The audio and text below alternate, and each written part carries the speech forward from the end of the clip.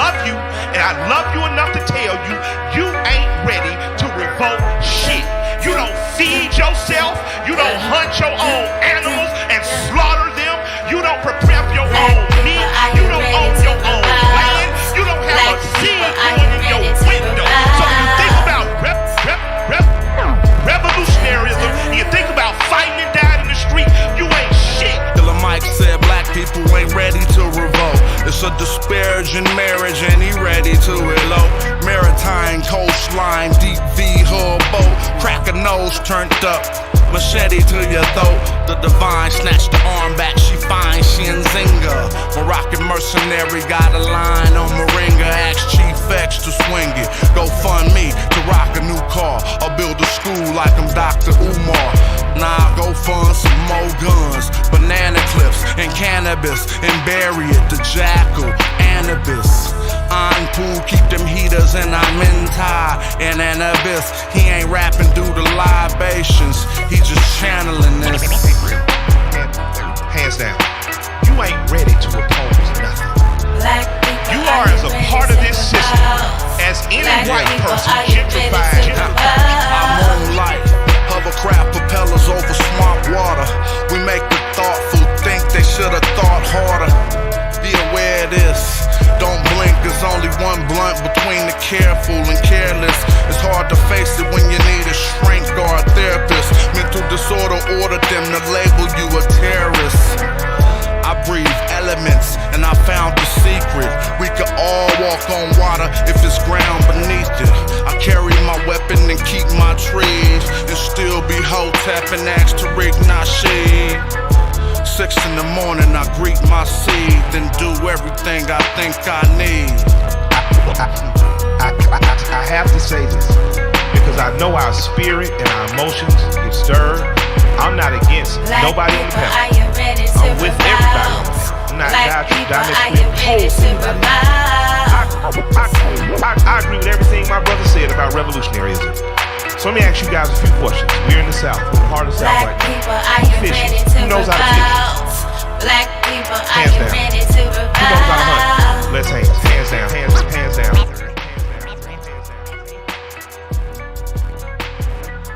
Black people, are you ready to revolt? Black people, are you ready to revolt?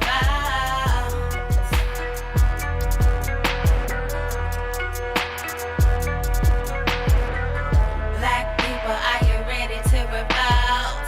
Black people, are you ready to revolt? Hey, what's up? What's up? Trying to get something started. Like. Let's go. If you ain't Sinetta, no time for that interview, dog. I put my shit out for niggas, I don't send it to blogs. Clan killer off the Buddha, not being discreet. One puff is big pops and projectiles. Between the sheets. Sun run, cold game, bring your cleats. The best flow blow, Eskimo, penguin feet. Don't need no blunt to burn. You run the turf with 10 niggas on the block. That's a punt return. Ayo, Dolomite prototype soldier with the solar light. Saber and he hold it like he hold a mic. Golden ice spenders, sipping on that overpriced poltergeist spirits. Ripping at the open mic, spoke the nice lyrics like Mama moved mean overnight. Golden motorbike holding on some Tron shit. That nice neon kit is on it. The king's libation with exotic liqueur. The queen's vibration like a Sada Shakur. A lot of decor, imported foreign threads, they ain't got at the store. Nubian Kush, black top pottery jars, 39% THC, the quality pure. Old rapper try to spit ain't hot as before. It's like I'm 5 flights above, bust the shots at the floor. Cats switch up they style when they ain't got it no more. Cause they gotta keep their product in stores to feed their kids. See what that weed did? The yes man agreeing on everything we said. I smell the mic like it's the love of my life. Don't get sliced and beat with the butt of the knife. Brother polite, I say I'm animalistic, cause I still be in the hood with my hand on my pistol. The Hebrews think I'm cannibalistic, E5 divination, channel the mystic. What up? Let's play poetical Pictionary, picture me Burning down your missionary. Yeah, then I send you religion. That red dot on your head, that's Hindu tradition. Invisible, independent, intrinsic shit. I'll bring it all to an end with indivisible gains. Charles Xavier, getting your brain. Mental anguish, a manifesting physical pain. Wizard remains to dance in the chemical rain. Breathe slow, then I'm up out of this physical plane. Got military machinery that exercise, weaponized greenery. Shine at a jeopardize the scenery, son. Bruh, the beam 10 times your distance. Inclines convention. Stop rising with no trend line resistance. The parabolic breakout. I'm F-16 with the aeronautic fake out. God killer, the God killer, the God killer, the God killer. It's the God killer, the God killer. That's who it is. The God killer, the God killer. It's the God killer, the God killer, the God killer, the God killer. It's the God killer, the God killer, the God killer, the God killer, it's the God killer. Yeah, what up, what up? Thanks for tapping in. Thanks for tuning in. Let's have another good show today. As we wind this year down. Let me see. Nah, forget that, man. I got that on the playlist. Let me see. Move that up. What's up, man? I'm gonna go and play this real quick. Would y'all believe that this happened this year right here? Would y'all believe it was 6 months ago? Not even a year or 2 or 3. But 6 months ago, Chief X was still maintaining that it was no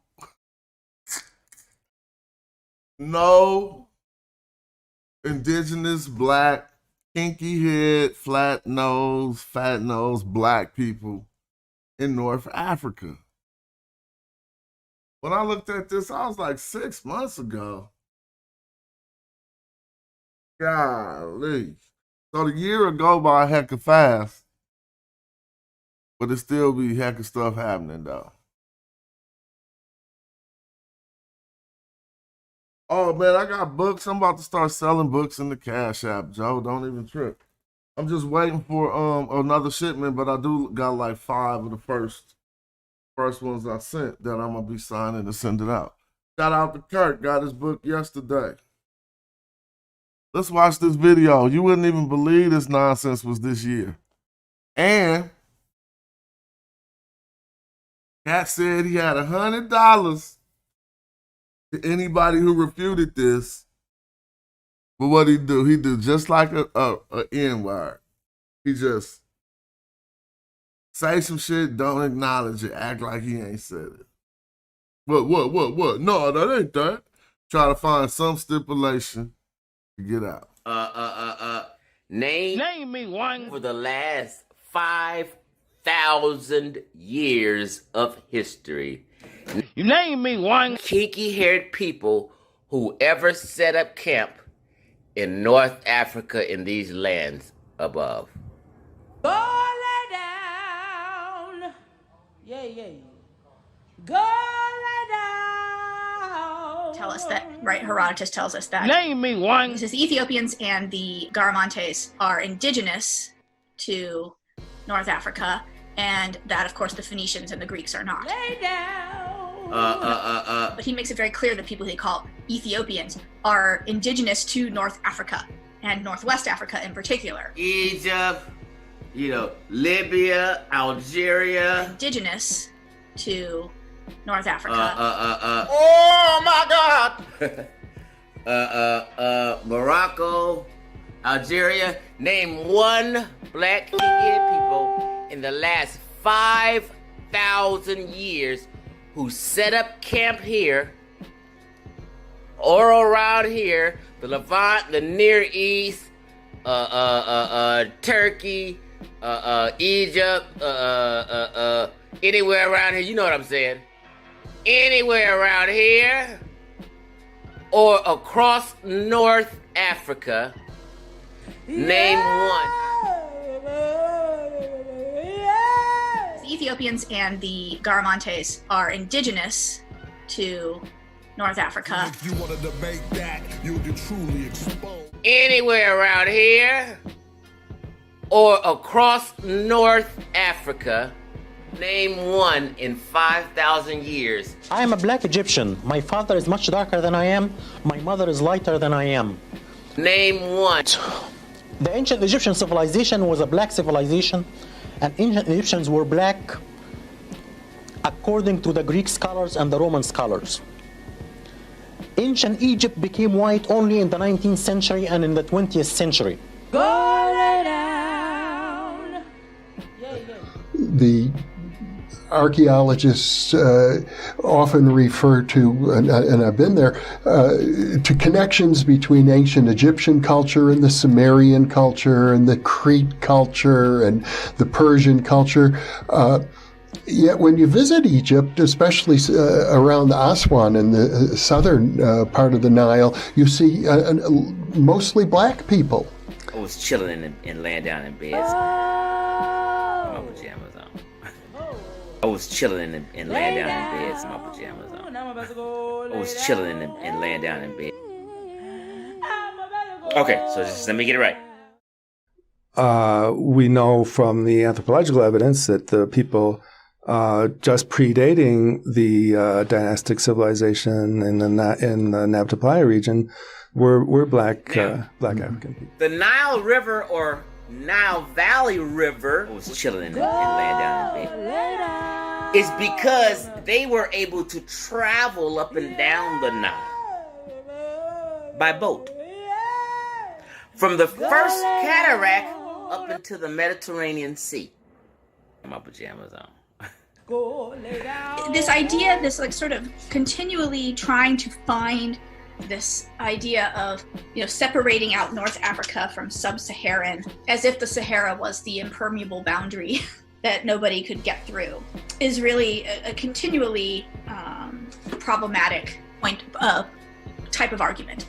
Particularly since we have early texts that tell us that, right, Herodotus tells us that, he says the Ethiopians and the Garamantes are indigenous to North Africa, and that, of course, the Phoenicians and the Greeks are not. See, in Sudan, it's not considered a river civilization because they can't travel up and down from all them cataracts, the 6 cataracts to the first cataract like that, because there's shallow waters, there's rocks,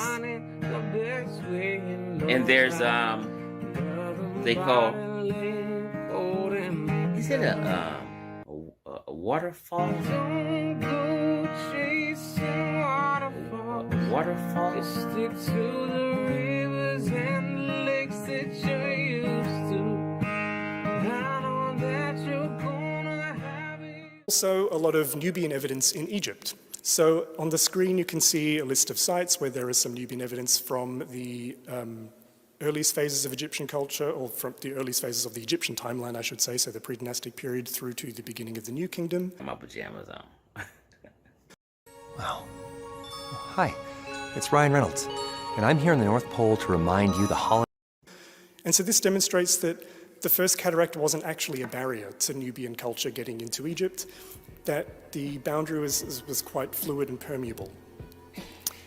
And it shows us also that these Nubian cultures were a long part of the Egyptian social and cultural landscape, so that they can't really be separated out in this sort of Egypt and Nubia way that we do Turkey, Egypt, anywhere around here, you know what I'm saying?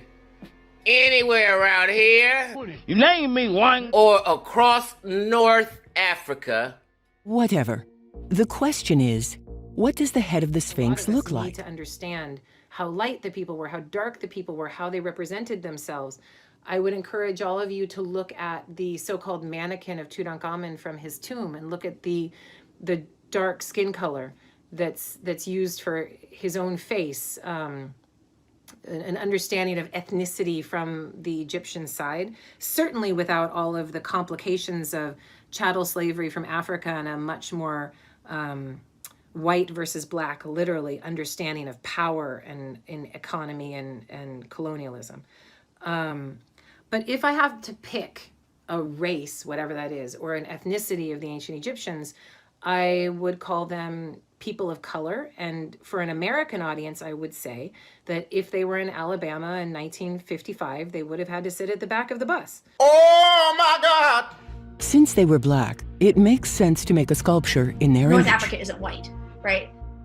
Like a painter who paints his god in his image, the Egyptians made the Sphinx to theirs. It is hard to imagine white Egyptians making a sculpture of their god or their king with a Negro profile. There's no white people running around in ancient Egypt. It's just not a category that they used. They did recognize people had blackness, black skins, and they recognized dark skin tones, but the idea of the white is a gender category or a category used for people who are cold burned in the very far Amongst north. other things, these black people had a very sophisticated understanding of astronomy.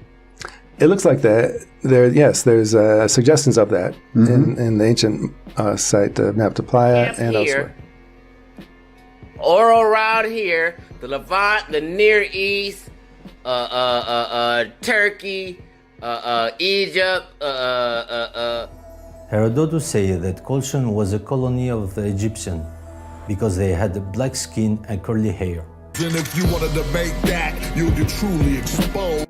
Aristotle will say precisely agan melanes to designate the Egyptian and the Ethiopians, which mean excessively black in Greek. Controversial question, and that is, are modern Egyptians mostly the same as the ancient Egyptians? And if not, why? Well, I don't think so. I don't think so. Well, I don't think so. I don't know. That's probably some of y'all first time seeing that video.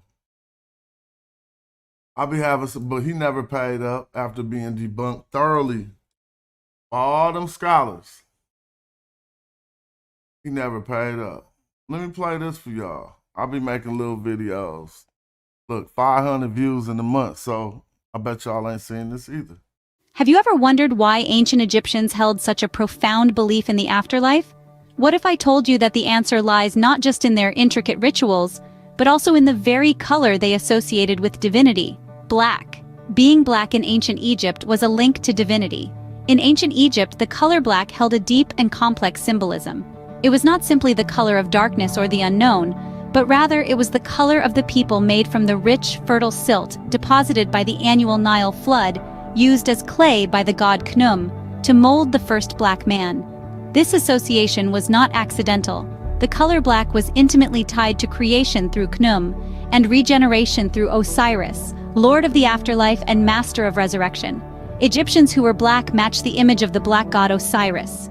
But what does this have to do with the afterlife? Well, in the eyes of the ancient Egyptians, becoming like Osiris was key to entering the afterlife.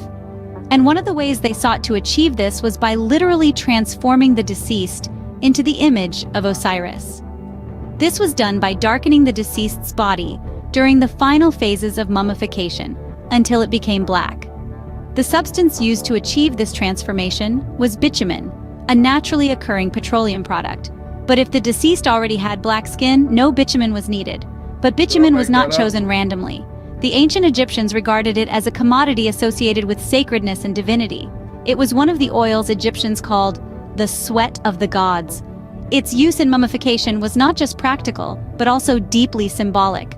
Now, let's bring all of this together. We've seen how ancient Egyptian funerary practices were intricately tied to the color black, representing rebirth, regeneration, and the image of Osiris. We've also discussed the significance of Osiris, the god of the dead, who was associated with the color black. And we've explored how the use of bitumen, a substance associated with divinity, was used to transform the deceased into the image of Osiris, ensuring their passage into the afterlife.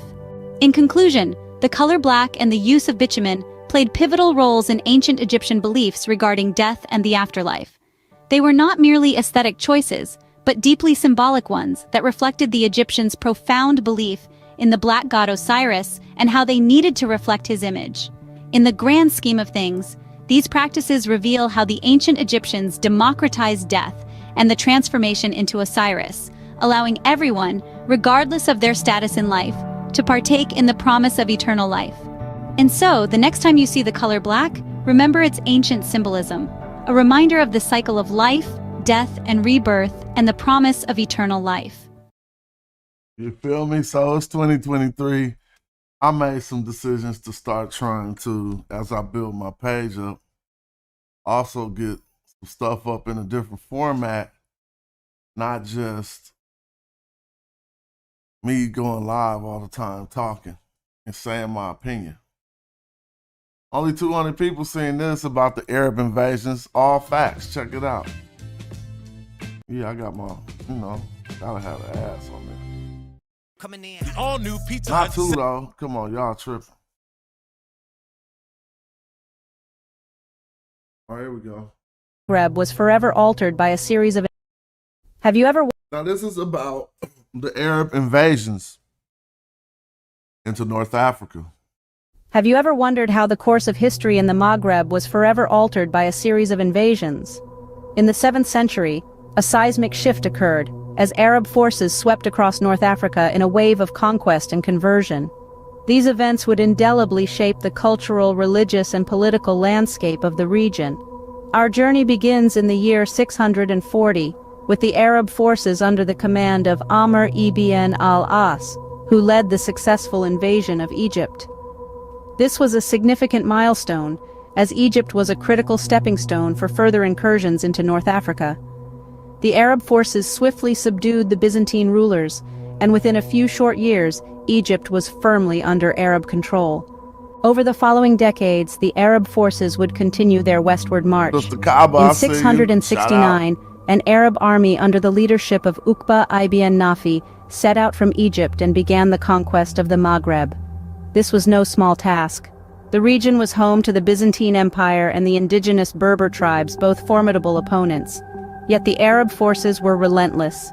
City after city fell: Cyrenaica, Tripolitania, Carthage. By the year 711, the entire Maghreb region was under Arab control. This was a conquest of not just land but also minds, as the Arab invaders brought with them a new religion, Islam, which gradually replaced Christianity and traditional Berber religions. However, the story doesn't end there. The Arab conquest was not a straightforward process of subjugation and assimilation.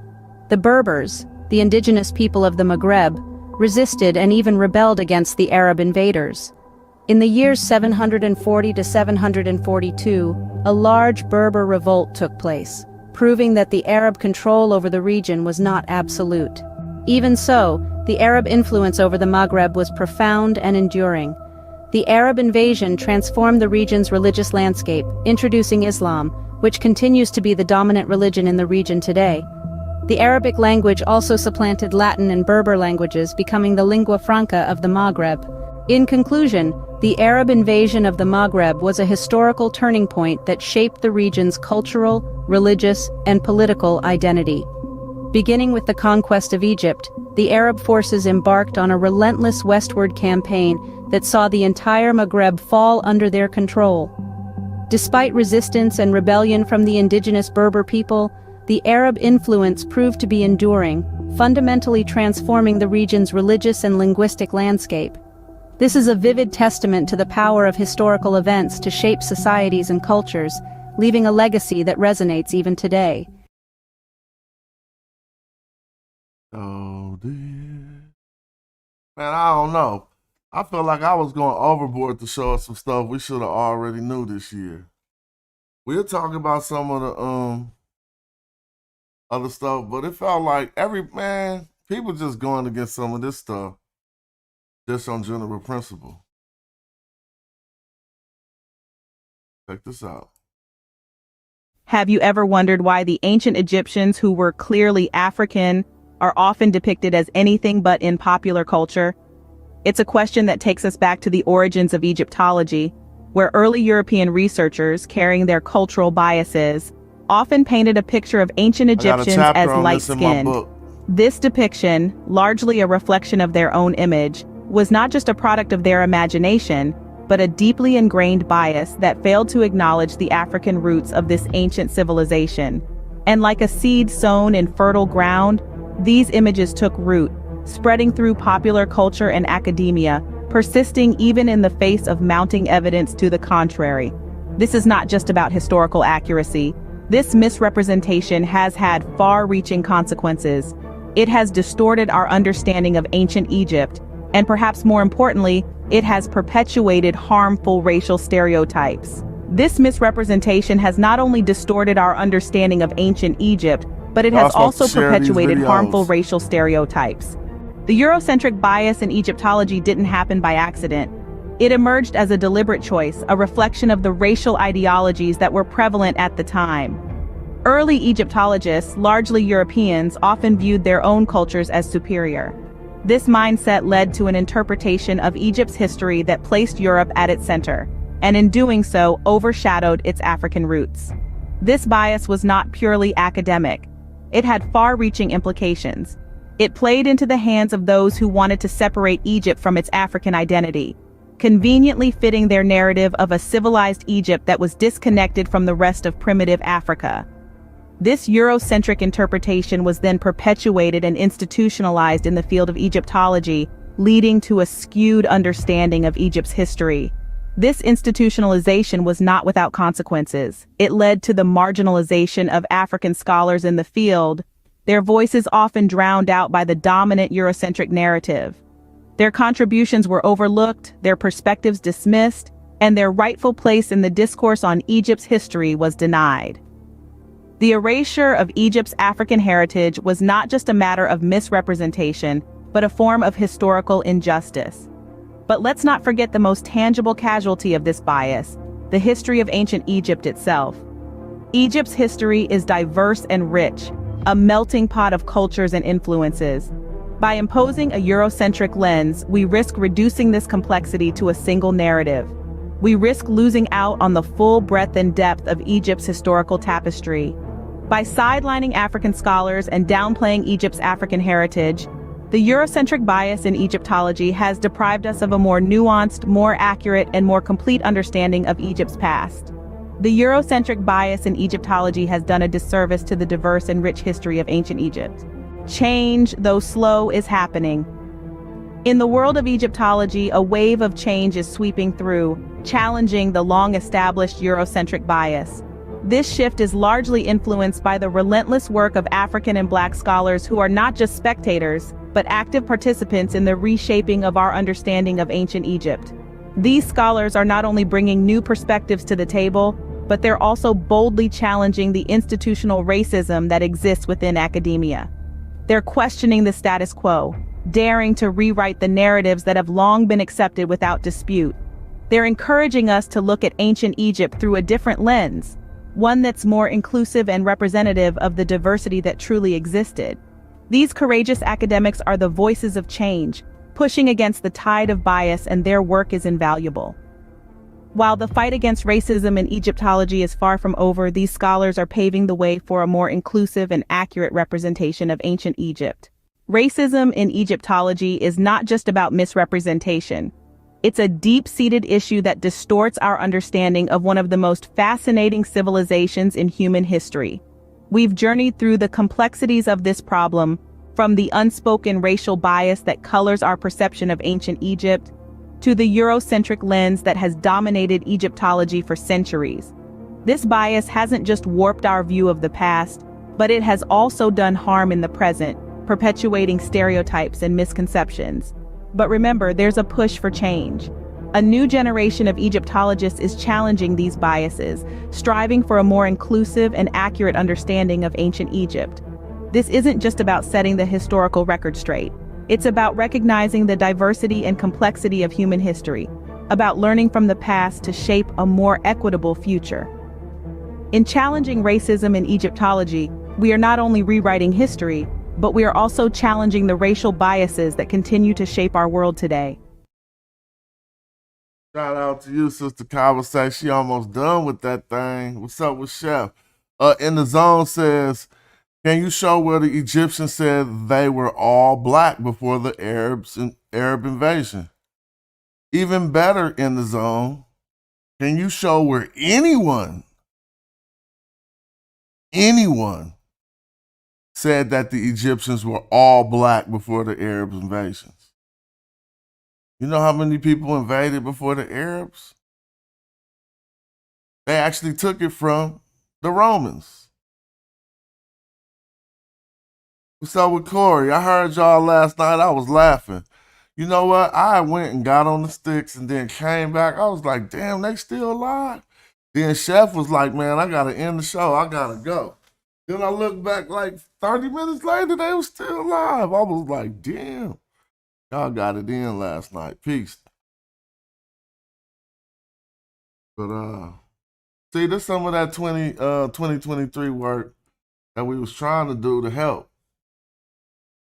Now some of y'all done got a little bit better. What else was we doing? Hold on. Now this was only 4 months ago. Now I see how we got here. I shouldn't have been beating the brakes off dudes like this. Because now I see. If you ain't man enough to just say you wrong, then you just gotta be in eternal opposition to all of these facts we putting out. But now, remember, this is about the time in the year when cats were still trying to, some dudes still got the residue of trying to say that scientists don't use terminology like black and stuff, and Negro. But this was when we whipped out that test. Shout out to, I think, who put it up first? What was it, Imhotep, or was it was another, no, it was the King's Monologue. I ain't got that Tekken, but if I get that, I might go crazy. I'm only play one game a year, bro.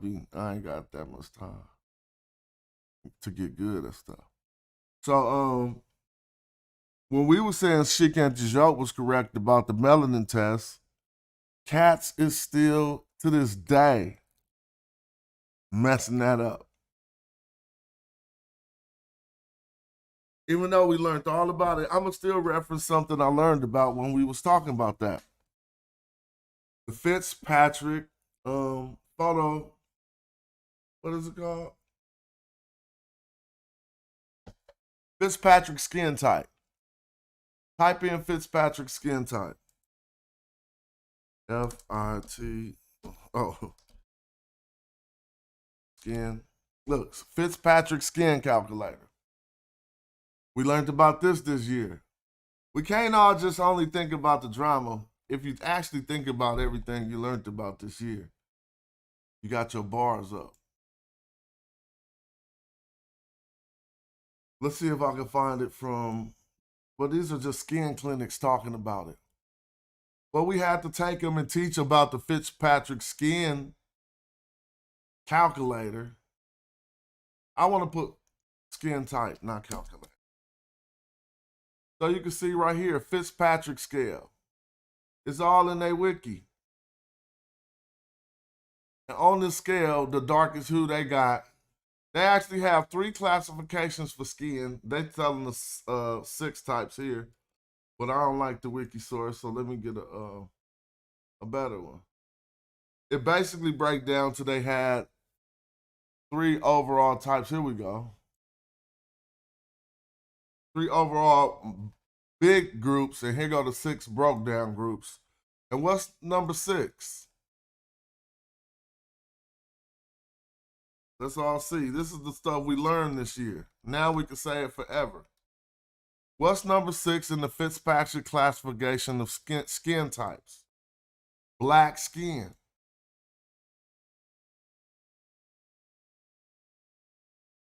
We got brown skin, light brown skin, average skin color, fair skin, white skin.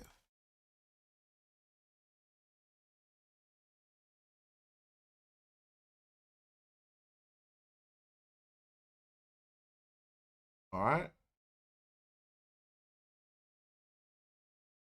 Which Fitzpatrick skin type you are? Which one are you? So that means you can be black skin in the Fitzpatrick skin type. So that's thrown out because this is all science. But let's watch the video and see how, and now the reason why I put this into the AI is because when we was reading it, everybody, I remember Kyle went on for days trying to say that we was misinterpreting the way that they was, what they were saying about Negro here. But remember, at this point of the year, I don't believe this, and only 600 people seen this video, so it'd be good to play here. Yeah, they say scientists can't use the term black, don't use the term black when referring to skin or whatever they talking about. I guess they trying to talk about race groups, but I keep talking about physical appearance and they keep trying to ignore that. You feel me? So this was only 4 months ago. We going retrograde back in the year. It was only 4 months ago when they was hollering and hooting and hollering all that Yeap was wrong stuff. Then we whipped out the article that proved he was right. Then they denied it so randomly. Let's listen to this again with clearer heads. And this is, I think, was a 2017. I don't remember how the year of this article it will say in the video. But just listen to what they saying and see if they say that the word Negroid, like they gonna say, but they actually say they found melanin in between the dermis and the epidermis, which is exactly where Yeap told them they'd find it about 50 years ago. But Cass was saying he was wrong. Let's watch this short video, 3 minutes.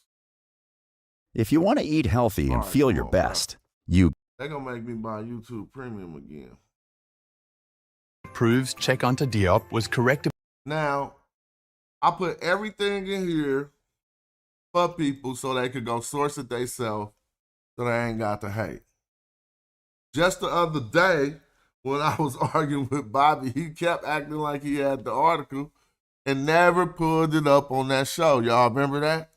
And it was like, yeah, it was in the, used to be in the PK group. I told you I bought this article, bro. You ain't showed you had it yet.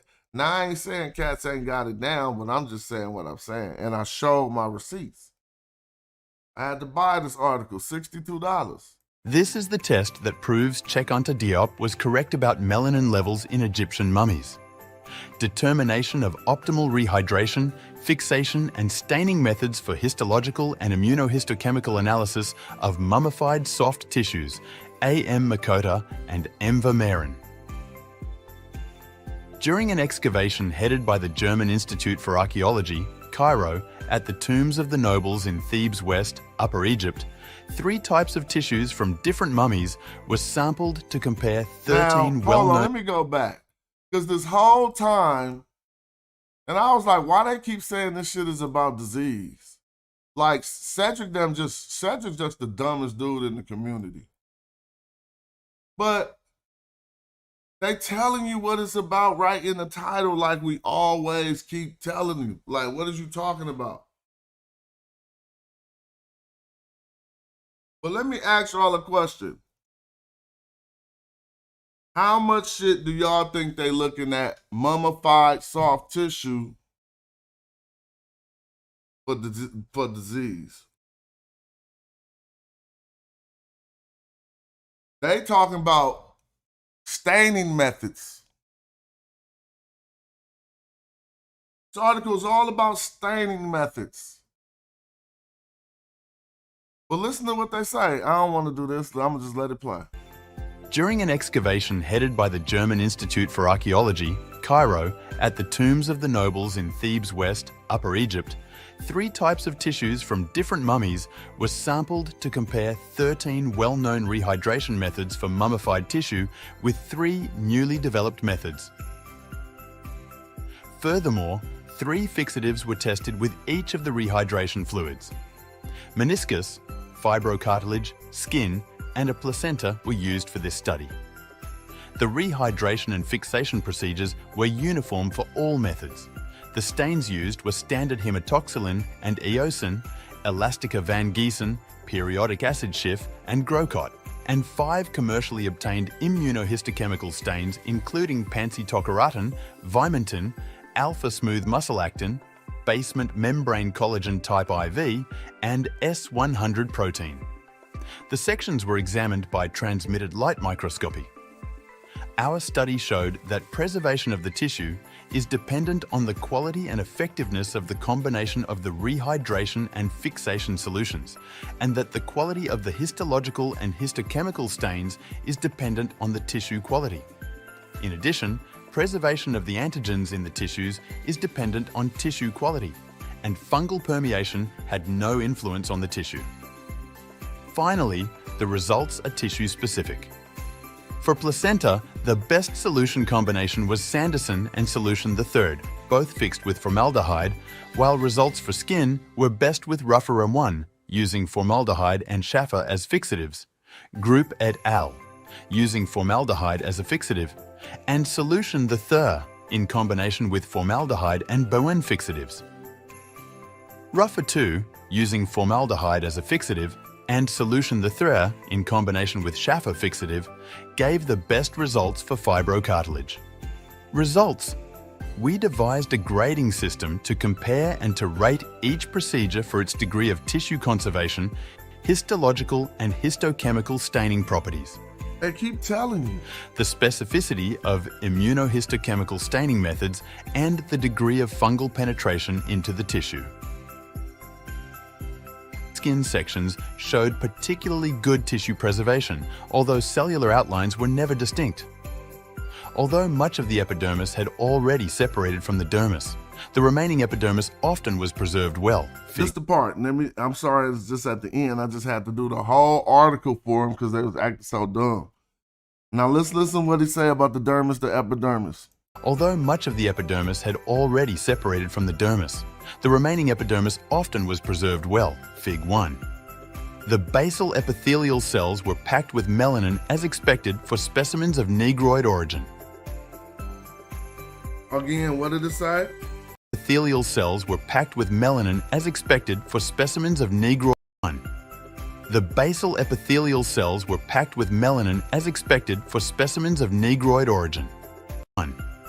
The basal epithelial cells were packed with melanin as expected. Let me see if I can make it loop on B. The basal epithelial cells were packed with melanin as expected for specimens of Negroid origin. 3, 4. The basal epithelial cells were packed with melanin as expected for specimens of Negroid origin. The basal epithelial cells were packed with melanin as expected for specimens of Negroid origin. Okay, so this is a scientific article. Since they said I was reading it wrong and let the AI read it. Here we have an article looking at some specimens of some mummies they have from the Thebes area. Thebes West, I think. And they say these specimens were packed, let's hear what they say again. I don't want to mess it up, so y'all say, see. The remaining epidermis often was preserved well, Fig 1. The basal epithelial cells were packed with melanin as expected for specimens of Negroid origin. The basal epithelial cells were packed with melanin as expected if you have specimens up for specimens of Negroid origin. Uh-oh. So these specimens might be of Negroid origin, because the melanin right here is at the levels of what we would expect. But they was like, no, he just saying that's what you would expect for some of Negroid origin, some other ones of Negroid origin. Yeah, but those is packed with melanin. And did y'all hear Negroid the word, yes or no? Because no matter what they were saying at this point in the community, cats was actually couldn't see the forest for the trees. Couldn't see the forest for the trees. Now, is this not a scientific document proving what Yeap said? Cells were packed with melanin. The basal epithelial cells were packed with melanin as expected for specimens of Negroid origin. Oh, they start hooting and hollering all over the community. I'm starting to look at it now and seeing how it went down. When you go back and look back, because ain't nobody, I had not got cussed out yet. Oh, but then see, when Garfield got mad at me, He already was a hater. But when he really got mad is when I cut his ass down with the video that he never refuted. Not once. Because although he acting all like he the man, none of this shit is in this book. I take that back, Garfield, because your book wasn't about this. But none of this was in your presentation about Horus. Tell me what you're shaking your head at, Corey. Because you couldn't see back then that they actually is saying Negro. See, but now you can see with your clear eyes. I dumped this thing right here, boy. That was fun. I ain't started this puppy in a minute. Throw some clothes in the wash while you out chilling, or you might be in the shower, you know what I'm saying? I'm about to get a way better RV this time. Wait till I'm getting stupid grown man RV watch. Or you might be like it's gonna be all 20. It gotta be all at least 2020 on the inside. in the living room. But this thing was lovely. This was my baby though.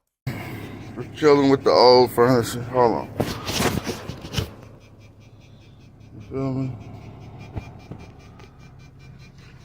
Zoom out. Y'all seen that washing machine back there? But I ain't been in this joint in a minute. It's just been sitting here. Pull that bad boy out. Had to come.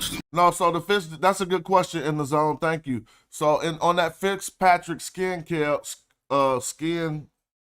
chart they have, they got certain different levels of melanin would qualify. I mean, they're not doing race, so to speak. And I don't know what Arab is, if that's a race or ethnicity or what, but they're just talking about physical appearance. So I have to keep people focused on that. The Tour Masters RV, we're going to do a whole show on how we need to all get RVs in our 50s, 60s and be meeting up and having these conferences somewhere. We could start the whole tradition. They be like, they've been doing this since 2024. Coming out to this, talking about Egypt. Having Black Egypt fights. Make sure the battery is charging. Yeah, we're doing cool. Let's go on the road. Because I was looking back over the videos from earlier this year. But let's stay on the knowledge. Oh, this killed. You know what this did on Instagram? Hey. This video got 150,000 views on Instagram. It's over 150, but it's under 200. I just rounded down. Can pass more savings.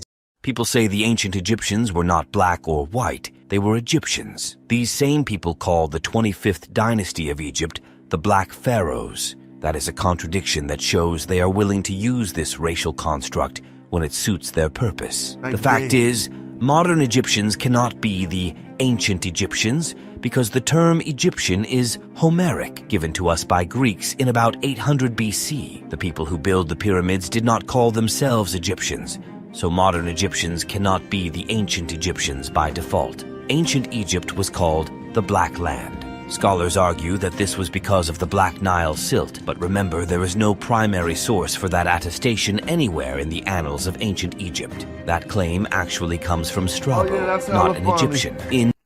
I banned hella words in here. Y'all remember that day when we banned DNA?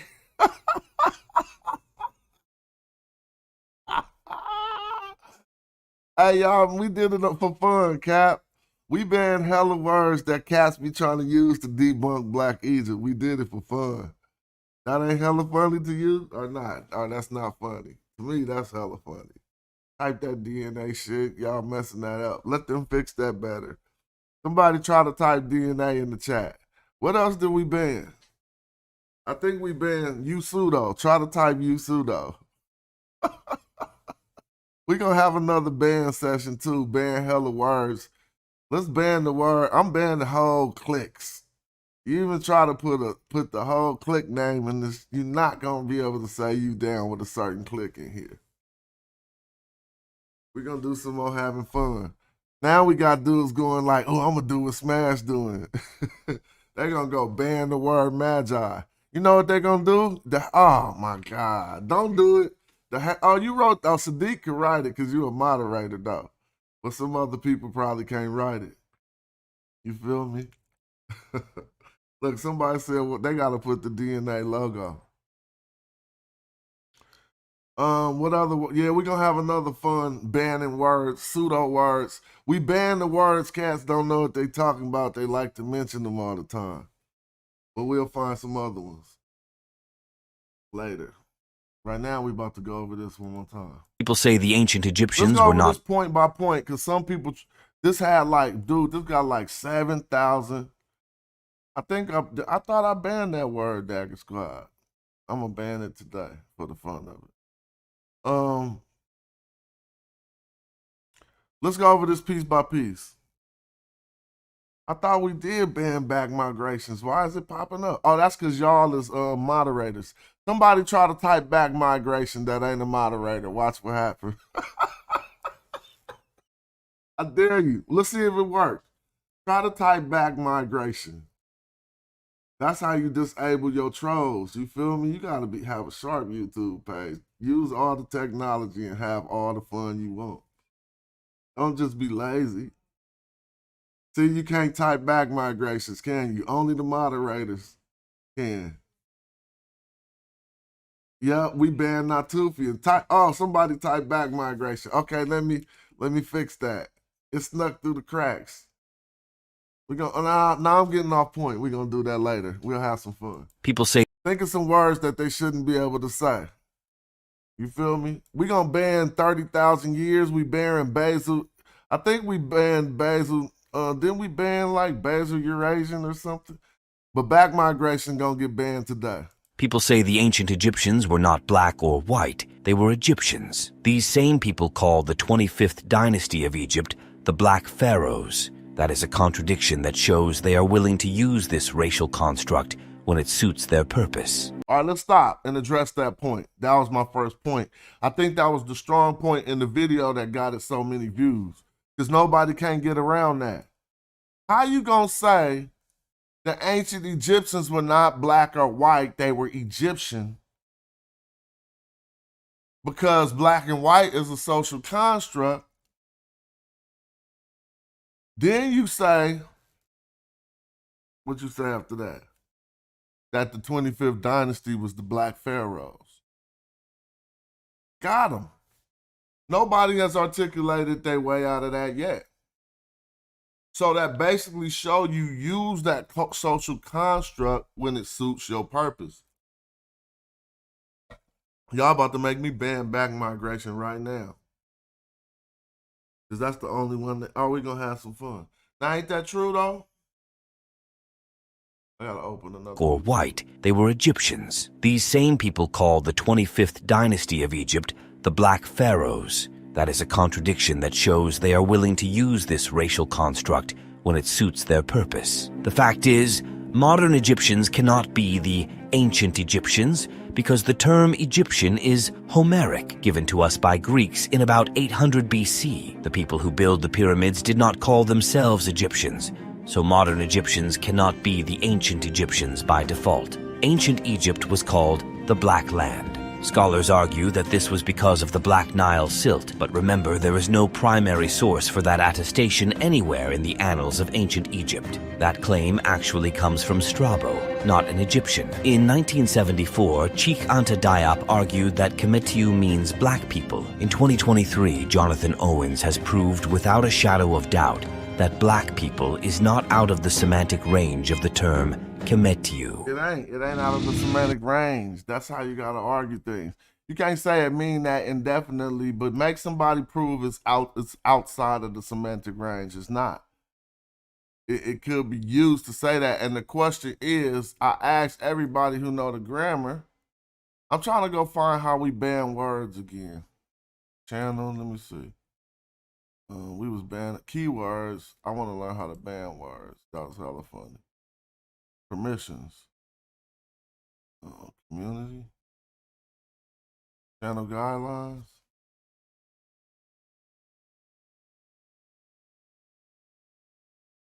We about to see real quick. I ain't learning how we was banning them words. But once I relearn how to do it, we're gonna do that again. Right now, I'm just go back. I see automatic filters. All right, I'm gonna get up. That was 3 years. That was 4 months ago when cats was still arguing that Diop was wrong. Stuff gets swept under the rug hella quick. Oh, this put hands on Gozy right here. I think this the day when I banned the word DNA on my show. Because of this. This the reason why. Not like DNA ain't good and useful. But cats use it, weaponize it, and they mess it up. When I can refine how to ban words, we gonna ban wiki and everything. Welcome to the fascinating world of genetics, where DNA holds the key to understanding our past, present, and future. However, there's a lesser-known side My IG name is Casual Rap God. to this scientific marvel that we must explore today. DNA data, while incredibly valuable, can also be misused, potentially leading to unintended consequences. Let's uncover some of the risks associated with its misuse. Genealogy is a complex. Shout out to my archers. If y'all ain't in the archers group, if y'all really banging for it, you know how we do. I mean, I don't mean it like that, but I'm talking about this information. Hit me casual at hieroglyphics.com. We coming hard in the new year. I got ideas. What's this?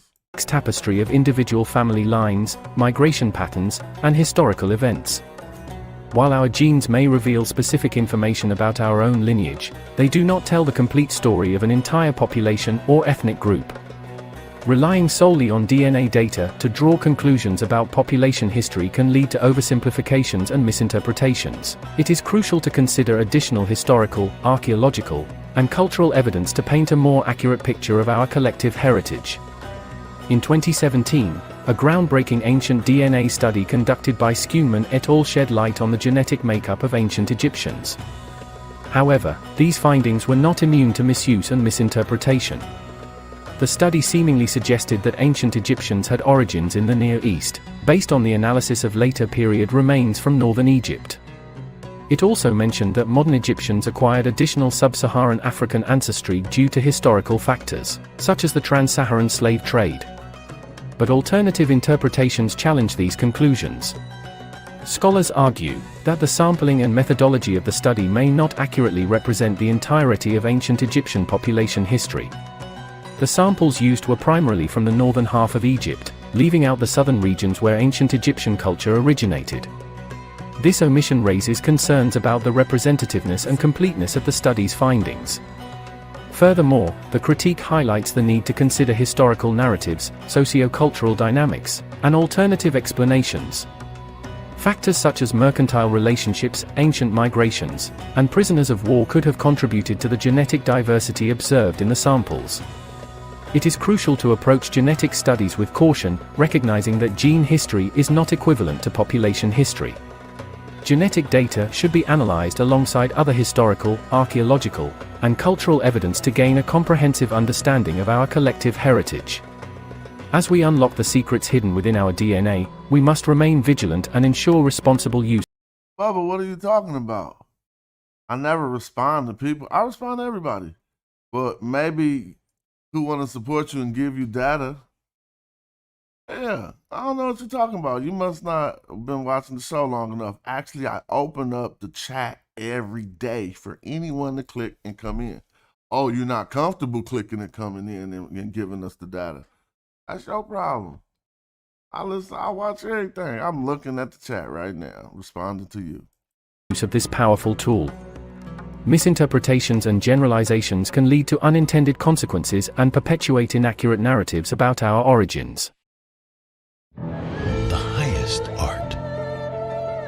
And tell me what's irrelevant in any of the videos that we just looked at. That DNA could be misused? That's irrelevant? Y'all cats be tripping at the house. But I ain't mad at you, don't think. I'm just saying. All right, what else happened? We already back about a year already? Golly, this is just me looking at my page. Now, this is when Garfield just couldn't do nothing with this. Now, a week after putting out this video is when all the slander or smash start happening. All y'all gotta do is go back and look at the dates. I'm glad he had to erase all them slanderous videos. And so you could, I mean, we looking at my videos right now. You could go look at my lives and see, maybe recently I started addressing people who be putting my name in their videos all the time.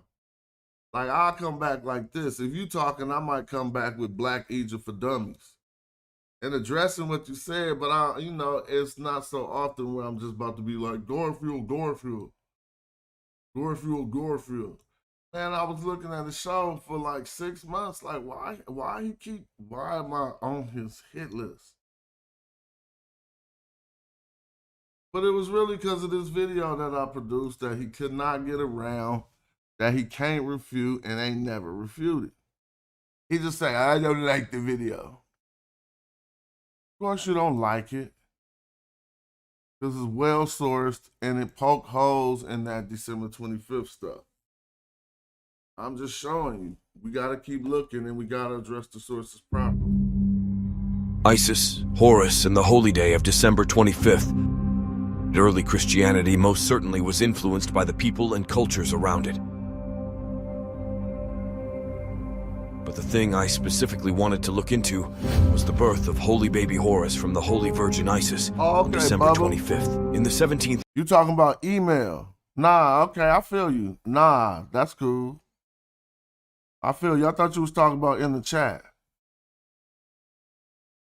And so you just got to understand those emails. I get to them. I do get to them, though, but thank you. Year of the reign of Pharaoh Amenemhet, the king chose to take a new title as the sun approached winter solstice. The title was Nem-Mestu, repeater of births. This designation was also given to the dead and may refer to daily, yearly solar rebirth or even to reincarnation. But still, that's the winter solstice, usually December 21st or 22, not December 25th. The Greek priest Plutarch, writing in the late 1st and early 2nd century CE, is our source for the most complete version of the Isis and Osiris myth that we have.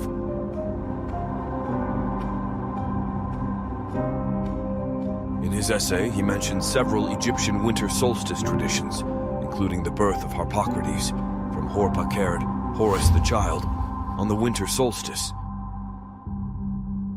Thus, we shall attack the many boring people who find pleasure in associating the activities of these gods with the seasonal changes of the atmosphere, or with the growths, sowing, and plowing of crops. And who say that Osiris is being buried when the corn is sown and hidden in the earth, and that he lives again and reappears when it begins to sprout. For this reason, it is said that Isis, when she was aware of her being pregnant, put on a protective amulet on the 6th day of Phaophi. And at the winter solstice gave birth to Harpocrates, perfect and prematurely born, amid plants that burgeoned and sprouted before their season. And they are said to celebrate the days of her confinement after the spring equinox. Plutarch on Isis and Osiris, 65 BC. This tradition of Horus's winter solstice birth was still going strong in the 4th and 5th century CE. Another writer, Macrobius, famous for his book about the Saturnalia festival, notes that at the winter solstice, the sun would seem to be a little child like that which the Egyptians bring forth from a shrine on the appointed day, since the day is then at its shortest, and the god is accordingly shown as a tiny infant. Macrobius, Saturnalia, 1, 1810. The 4th century CE Christian polemicist Epiphanius notes two very interesting pagan festivals that took place on the very night of Epiphany. Hey, what you talking about, Suntan? I don't know. sometimes we read stuff through the computer that just don't be real. You know what I'm saying?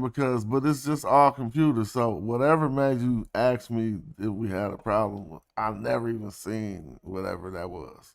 Epiphanius' preferred date for the birth of the Christos, January 6th. He grouches that many places deceitfully celebrate a very great festival on the very night of the Epiphany, to deceive the idolaters who believe them into hoping in the imposture and not seeking the truth. Epiphanius Panarion 22:8. Of the celebration in Alexandria, he writes, First, at Alexandria in the Koreum, as they call it, it is a very large temple, the Shrine of Kor. They stay up all night singing hymns to the idol with a flute accompaniment. When they have concluded their night-long vigil, torchbearers descend into an underground shrine after cockcrow and bring up a wooden image which is seated naked on a litter. It has a sign of the cross inlaid with gold on its forehead, 2 other such signs, one on each hand and 2 other signs, one actually on each of its 2 knees, altogether 5 signs with a gold impress.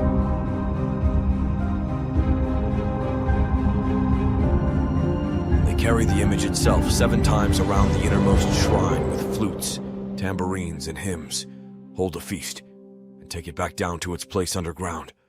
And when you ask them what this mystery means, they reply that today, at this hour, Kor, that is, the Virgin, gave birth to Ion, Epiphanius, Panarion, 22:9.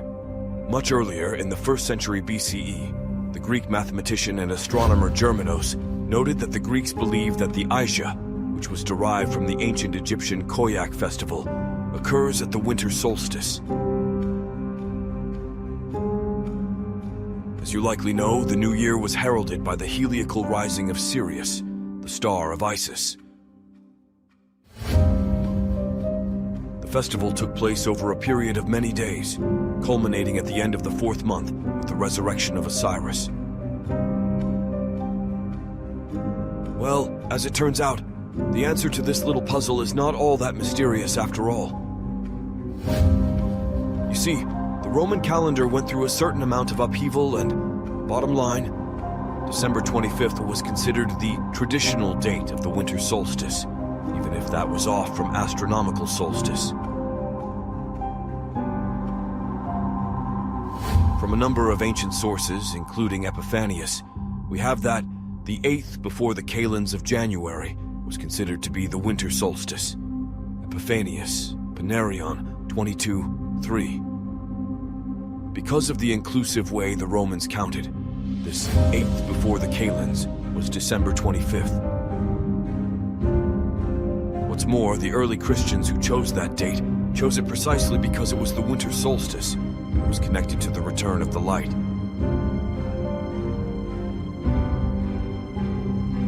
In a work attributed, perhaps falsely, to the 4th century Christian church father John Chrysostom, the writer connects the birth of Jesus with the birth of Sol Invictus, the unconquerable sun, which was celebrated on Rome's traditional winter solstice, December 25th.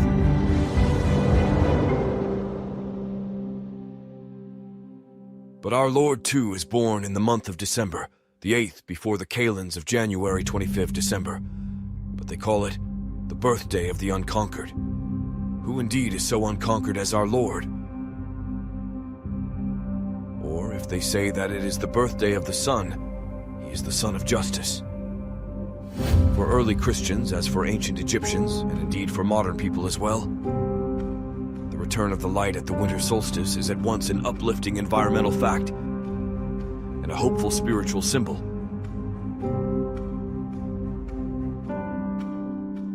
So there we have it. There actually is reason to connect the winter solstice birth date of Isis's holy child Horus with the traditional December 25th birth date of Mary's holy child Jesus. You see, y'all just don't be having sources like the Magi. Magi archers are undefeated. Christianity came from Kemet. My man Smash Rockwell, aka Jonathan Owens, is a beast.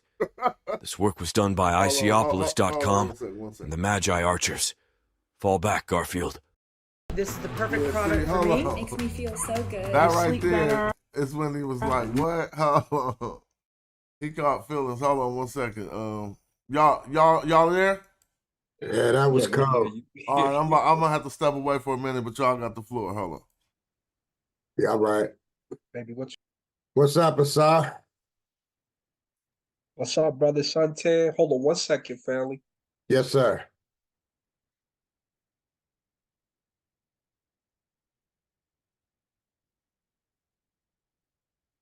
Okay. I'm checking. What's up, brother Suntan? What's up, brother that good guy? What's good, Joe? What's Everything up, Jack? cool. What's up, that good guy? Peace, Suntan. Peace, God. Man, I've been sick. Yeah, I So just got over it cold. Hey, was I'm kicking glad it me ain't off. that COVID shit. This was a I regular had the cold. COVID. That was a little worse, yeah.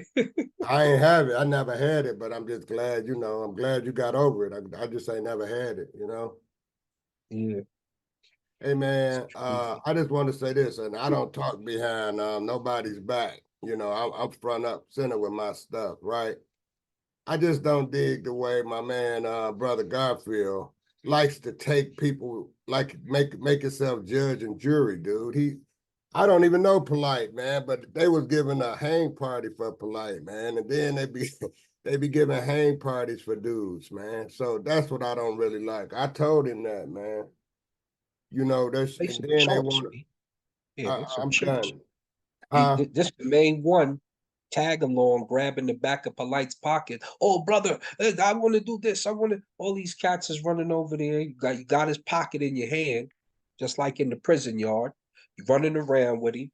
I remember, brother Polite. We always been cool, but we wasn't, wanted, Yeah, especially he when he always. started trying to I do ain't even know business. him personally. Yeah, he tried to hit me to do business. I'm like, Polite, we don't do business. That's not ever gonna happen because you Right. got a bad track record. Right.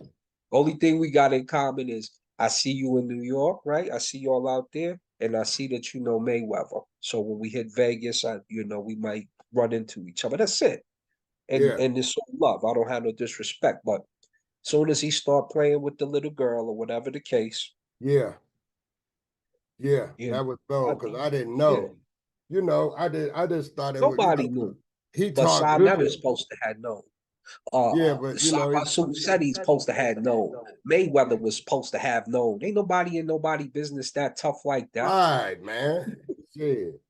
Because I had spoke up, I spoke to about it. I ain't bringing shit up, but I'm like, maybe the girls was somebody try to send some girl in at him to set him up or something, because Polite was a very smooth talker. Then he got all his money. So, our people would set each other up. Sorry, you know that. Yeah, that So, COINTELPRO is real. It's But real the today. different thing I see is what difference between Garfield and the light situation is. This is more about Garfield getting mad that he's wrong. That's what I see. Yeah. I see as an ego thing. Yeah. That you can't defeat the information, so your ego gets involved, and Right. now you want to throw everything else under the bus. That's. But you know what though, that good guy, it wasn't. I'm not comparing the instance. I'm saying how Garfield just gave a lynch party for Polite. Everybody else was like, man, if he did it, fuck it, he was wrong, blah, blah, blah. This nigga had a whole room with a lynch party, clapping shit when he got convicted. It was more so like Polite is guilty equals to Sa being guilty. That's what the party was about. And I don't think that was the type of perspective that we should take. Right. I just think that once again, if we stick to the information, I believe that Polite would have been got out of the community just like Garfield excommunicate himself out of the community. Wait, I came back. What y'all talking about Polite? How that get here? Talking about Polite when he got ran through the dirt by Garfield. I said Garfield, the main one, was holding his damn pocket when they was out in the first damn place. Hey, Smash, all I was saying was Garfield the type of guy like to be judge and jury and give lynch parties, man. when he ain't. That's all I was saying. Well, how he do me? How I got on his bad radar? I didn't watch all his shows. I mean, you know, I knew when we was friendly beefing. Then one day he switched on me. When you proved him wrong. Right, that's right. That's how you got on there. When he remember Smash, he came into the room all cocky and he was all off point. You remember that day? He came in about he wanted to debate you and this and that, but he was all off topic. And you had straightened it out with him, and he was like, I apologize. You know, he was all off topic, coming at you real arrogant and hard. Don't you remember that, Smash? Oh yeah, that's right. I remember one day he came in on this first of all shit. I mean, he came in on you hard. Yeah, dude. he came in smashing, but I mean, I thought that was just our little discourse tangle. But then, man, you don't forget that. Yeah, I know, because he started putting me in hella videos. It started being Smash/Jabari for like hella long. And then I just said, fuck it, man, this nigga ain't really ready. I mean, you know, he got me in this. So he came on that one show, I want to debate Smash. Yeah. And I was like, okay, yeah, it's going crazy. Yeah, and then you put him, you was, look, man, blah, blah, blah, blah, blah. And he was like, oh. And we was just, the room was dragging him, and he was, So and that started it. And your main thing is this, man, since you wanted to know. You are an Egyptian maniac. You one of the leaders, like I am. He did that when I used to go. We Egyptian maniacs, bro. In his stand. I think really I am an Egyptomaniac. I told him, and every time we bring it up, I run wild on him. So you know what the deal is. Egypt is the ancestors. You're supposed to be wild for your ancestors. You're supposed to be very excited. No, he said about they your not. ancestors. He said no. Hold up. So when we and this is what killed me, because like everybody, y'all hopped on his channel like he was special.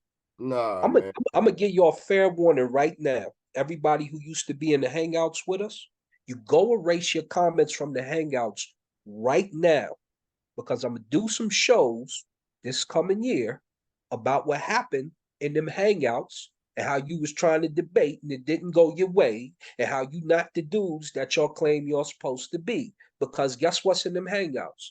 Old history, your old thoughts, what you used to say, what you're saying now, how it contradicts. Go erase it.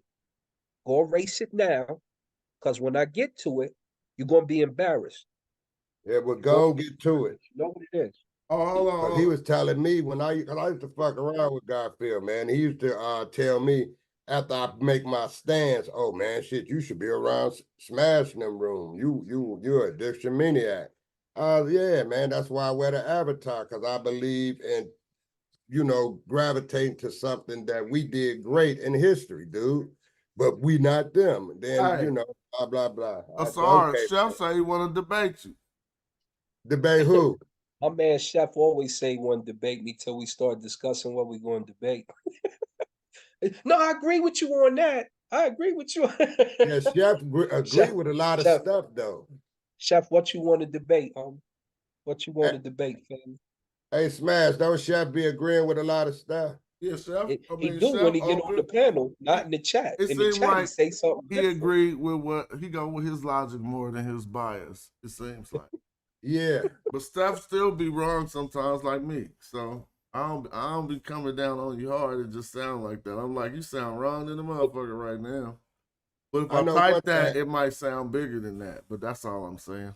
Huh? Hey, Smash, let me say this about you real quick, because you made a kind of a change. Cause when we used to say Black Egyptians, then you are hearted, like you'll be like, well, I ain't saying all that. Now they didn't piss you off so much. I am saying that. Well, you know remember why? that? Because they can't beat that. Yeah. Well, it go like this. Research, more research. You either gonna withdraw from your stance or you're gonna double down and go harder. Right. All right, who be saying smack? I'll debate anybody right this second. Like, we don't even have to wait. Ain't nobody really that prepared. Like, so everybody just be bumping their gums. You see the chat open right now. Right. You can click the chat and show me where I'm wrong. And I will mute everybody, let somebody moderate. Right. Yeah, so stop with the plan. So that I ain't putting myself in these systems, these controversial systems that y'all hooting and hollering over and shit. See, what if that was my debate y'all was talking about right now about refunds and shit? Yeah. See? But there's plenty niggas in the bushes right now, Smash. You know that. Oh, that's what it is. Half the viewers in the bushes. Yeah, they in the bushes, dude. But that's okay, because my stance is my stance. Like I said, I don't think personally that I'm a heritage of Egypt. However, I'm a black man and I can relate myself to it. I ain't saying I'm a damn ancestor, or y'all, I told him. What other category do that? Where else do they do that at? I'm trying to say. Like, suppose you was saying you was an ancestor. Then they gon' where else in the world and what other culture does claiming you the ancestor or something get the same amount of scrutiny? Like don't we hear white people saying that they was hella shit? Yeah. My Irish ancestors, you hear that the most. That's just saying shit they made up. To the homeboy Power. What's my man? I was about to say his old name. From Pack It Up, Pack It In. What's the damn House of Pain? Everlast. My man he tell you he Irish in a minute. He been in America damn near his whole life. Hey man, like I said, ain't mad at Everlast. Claim that, run that. You can grab attributes to a people or a situation if you got the knowledge of it, and that's what your heart desire. So what they be talking about, Ngozi kind of changed a little bit, but he's still on the same stuff. Ngozi just came and said he'd debate me, somebody else. That's just bumping your gums. Right. Right. Come on. They don't really want to see you smash. You know it. And they don't want to see Jabari really either. Oh, hell no. They don't want to see Jabari. Nope. And they bumping like they do. Every time they piss you off, I learn more. they could keep pissing you and Jabari off, man. I'm learning more every time that y'all get it in. I get it in. When it's time to prove something, who put the facts up, man? We put the facts up. So it's something about refuting things. We got to come to a point of thorough falsification. And we got to start saying falsified. We got to turn that into a slang shit. Because cats out here talking about pseudo, but when your shit get falsified and you still out here rumping them, cats need to point that out instantly. Like, nah, you still saying some shit. We just read the source. Right. And you just go right on another stove and then just try to say the same shit over. And it's like that Benedict conversation. It's like the word black. Yeah. We'll show 30. We didn't show the encyclopedia. They still be trying to maintain you can't use it after the ancient Egyptian. Hey man, but guess what? We ain't got to show shit because we black. And hey man, I'm just done with it. So I'm going to just keep on listening and learning. The cold part is you showing it to black people. Yeah, the white people already. The white Egyptologists been flipped their stance. There's no. So that whole. So let's just think of how shit go, and just in normal American social society, whatever. It'd be like a fight for. First, you got to fight for something, right? Right. And then once you win, everybody act like they was all with that. Like, you can't find a racist no more. A racism, but this cold country had slaves and shit. Well, they ain't alive no more. You know what I'm saying? But so people gonna be on that shit. But I'm saying you can't find nobody who act like that. That thought will go into their brain now because shit changed so much. That's bullshit. I'm like, it's the same thing. I don't know. I'm getting off the topic, but no, you're not. No, you're not, cause it's synonymous with what we talking about, bro. Cause I'm gonna tell you, as me, man, people talking about, dude, black people cannot be racist. Now, anybody on this panel want to debate me against that? Come on with it. I don't think that's the concept. It's the concept of them seeing themselves as being black. They making it seem like no. People making it seem like they didn't understand that they were black. They making them seem that they thought that they was invisible to any color spectrum. That like they were oblivious. Yeah, right. It's just crazy though, bro. They're oblivious to their own color, right? Yeah, and it's If just not crazy only to did me. they know who they were, they know that the people around them was. The people around them name who they was. The only time you get this new business is when you get cats who've been over here that have been affected by racial tensions or whatever the case in their feelings, and then you actually take the construct over there and say, no, they couldn't have been. Why? They said it. What's the problem? They Right. obviously look like it. What's the problem? That's And you're that's when not you bring up a claiming, well, no, because you're not disclaiming any other answer. Now, if I tell you I'm from Tanzania, that's East Asia. Oh, okay, okay. If I tell you, yeah, I'm a little bit Moroccan mixed. Oh, are you a Moor? No, I'm just Moroccan. Okay. Hey, As let's soon look as you at this say real quick. It's so I'm easy. Egyptian, it's a problem. All right. It's a problem. Check this out, bro. I mean, we going back to day one, the elementary shit. We just looking at dictionary entries for KM, right? Right. But I want people to just know this stuff. So KM, the crown of Lower Egypt, some people asked before we answered the question for them, well then if Kim mean black, why here do we see the red crown of Lower Egypt called Kim? And we answered it for them at this point, some point in this year when we brought forth attestations to show that Kim simply could mean darker than as a comparison term. And so this being darker than the white crown allowed us to see why they called it Kim. Here we got Kim, a Semitic loan word. All right, so it ain't defined. A heap of burning charcoal, some is arguing here. The word of us is saying that that is a heap of burning charcoal. Not that, I mean, that is defined as that, but it's the definition for a Kim word, not necessarily the glyph. But I think they argue that too. We see Kim black. But look at this. Look at how it's formed just with the I6 glyph, which is this, and the M bird phonetic complement and the papyrus roll, giving us an abstract, intangible concept, so to speak. And so black, like the color. So we got a pupil here. But if you look at the word, it simply just says K and M with a different determinative, which is a eye, or the pupil of an eye. So notice what I want us to notice is it's just called Kim. It ain't called Kim something else. So they saying literally black, but they saying the black of the eye. So if anybody ever said the black of the eye to you, you're going to say pupil because we have a word called pupil. But they would just say Kim in regards to the eyes, and it's like saying the black of the eye. You see what I'm saying? Kim. They ain't saying Kim Uri. Or what would I be? Iart or something. About Kimmy. Yeah, then they're not saying Iart Kim like Erie. the eye is black. Yeah, Erie Kim. They're just simply saying Kim. And notice that to say an eye, a pupil. But here they're talking about black leather. We got bracketed black leather here. All right, for Kim. They don't say black leather. They're just saying Kim. If you trip off of that.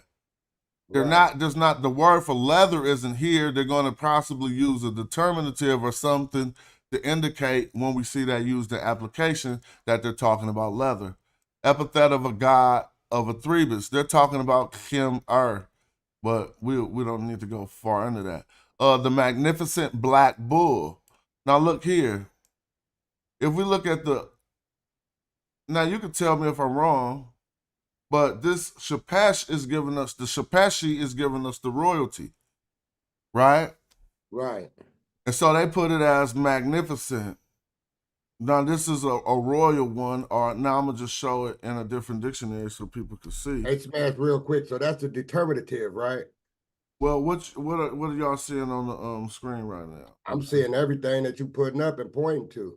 Right now, you got up the blackboard.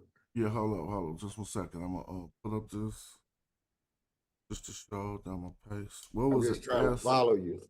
Start up. Just give me a moment. SPS. Right. Capital SPS. Gosh. And we'll see a nobleman. You see a wealthy man. They said magnificent, noble, valuable, or riches, wealth, precious goods. Different versions of Shepesh. Noble. And so that's why I said honor. There go honor. a disease demon. They're not talking about that. Or the ruffle, the The dominate. mud, the mud right there too with the chef Shafet. That's These are these are different terms right here. So now people kind of see where they're getting the magnificence from. So basically, they don't got the word bull in here. Is what I'm showing you again. They talking about the way it looked, and I mean, you know, and it's what you want to call it. I don't want to say rank, but it's magnificence. Is that a determinative? What you got highlighted? Is that what you know? We'd have to be looking at the glyphs to understand where the determinatives are, but this is okay. Since it's behind the Kim. Kim is the adjective. The Shapes is going to be the noun, and then the E is going to either make it some type of plurality or singular, or whatever the case. Just from looking at the English spelling, and then when we go to it, where we at? Kim Shapes. So you see the Kim glyph right there. Yeah. You see the Ma'ah symbol under it, and then you have the bull. But they're giving us that for this one right here. So they messed up. Oh. Yeah, they're giving that for the Seraphim. So where's their? They didn't put the glyphs for that one. That's what I'm saying. They didn't put the glyphs for the.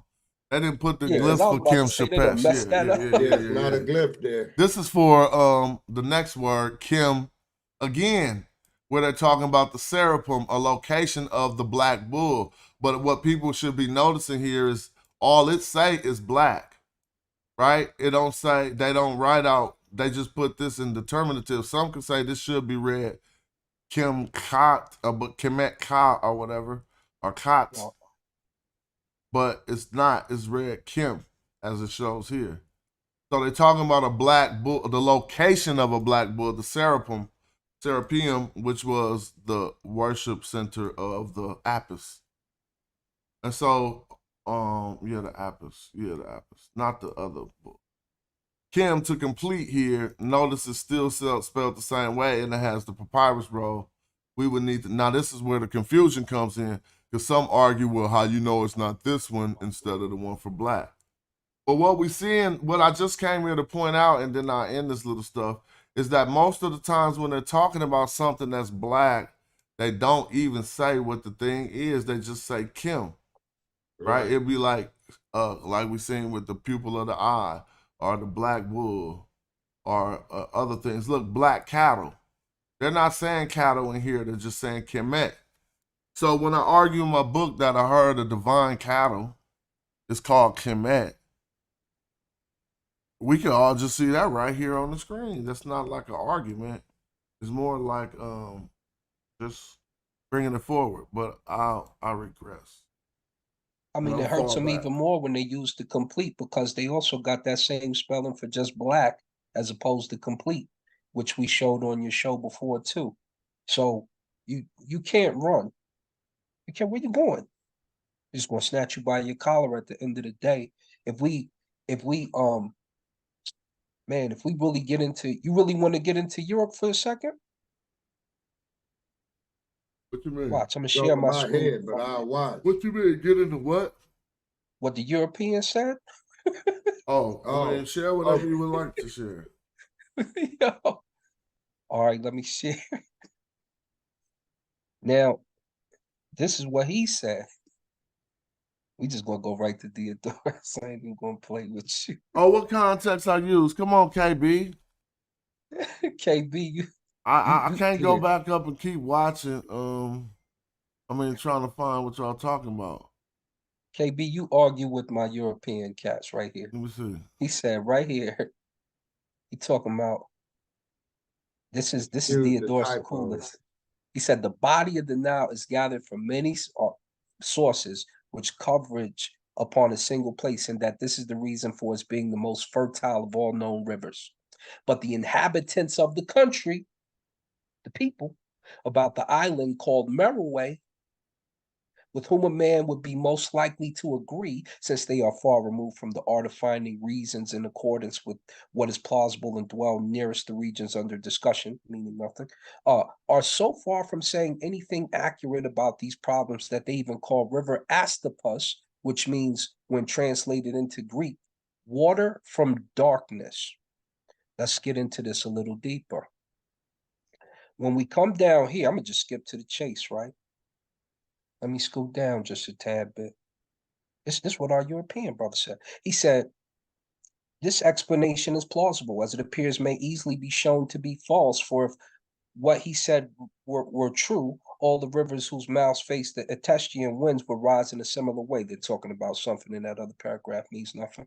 But since this is the case nowhere in the inhabited world, the true cause of the swelling must be sought elsewhere. The Anagoraxics, the physical philosopher, has declared that the cause of the rising is the melting snow in Ethiopia, and the poet Euripides, a pupil of his, in his agreement with him, at least he writes, he quit Nile's waters, fairest that gush from earth, the Nile which drawn from Ethiop, land the black man's home, flows with full flood when melts the snow. So they were saying this to somebody back then. Why are they saying that back then? You don't know? You don't know? You better figure it out, man. Stop playing. Stop playing. It's too easy to beat y'all up with just the Greeks. Just the Greeks. We ain't even got to get into the metal nature too tough. Because a lot of y'all don't understand the metal nature. You claim to be experts, but you're not. You just want to say something. So I can bring the Greeks into the game, and it's a wrap for you. It's a wrap. Hop on the panel and say something right now.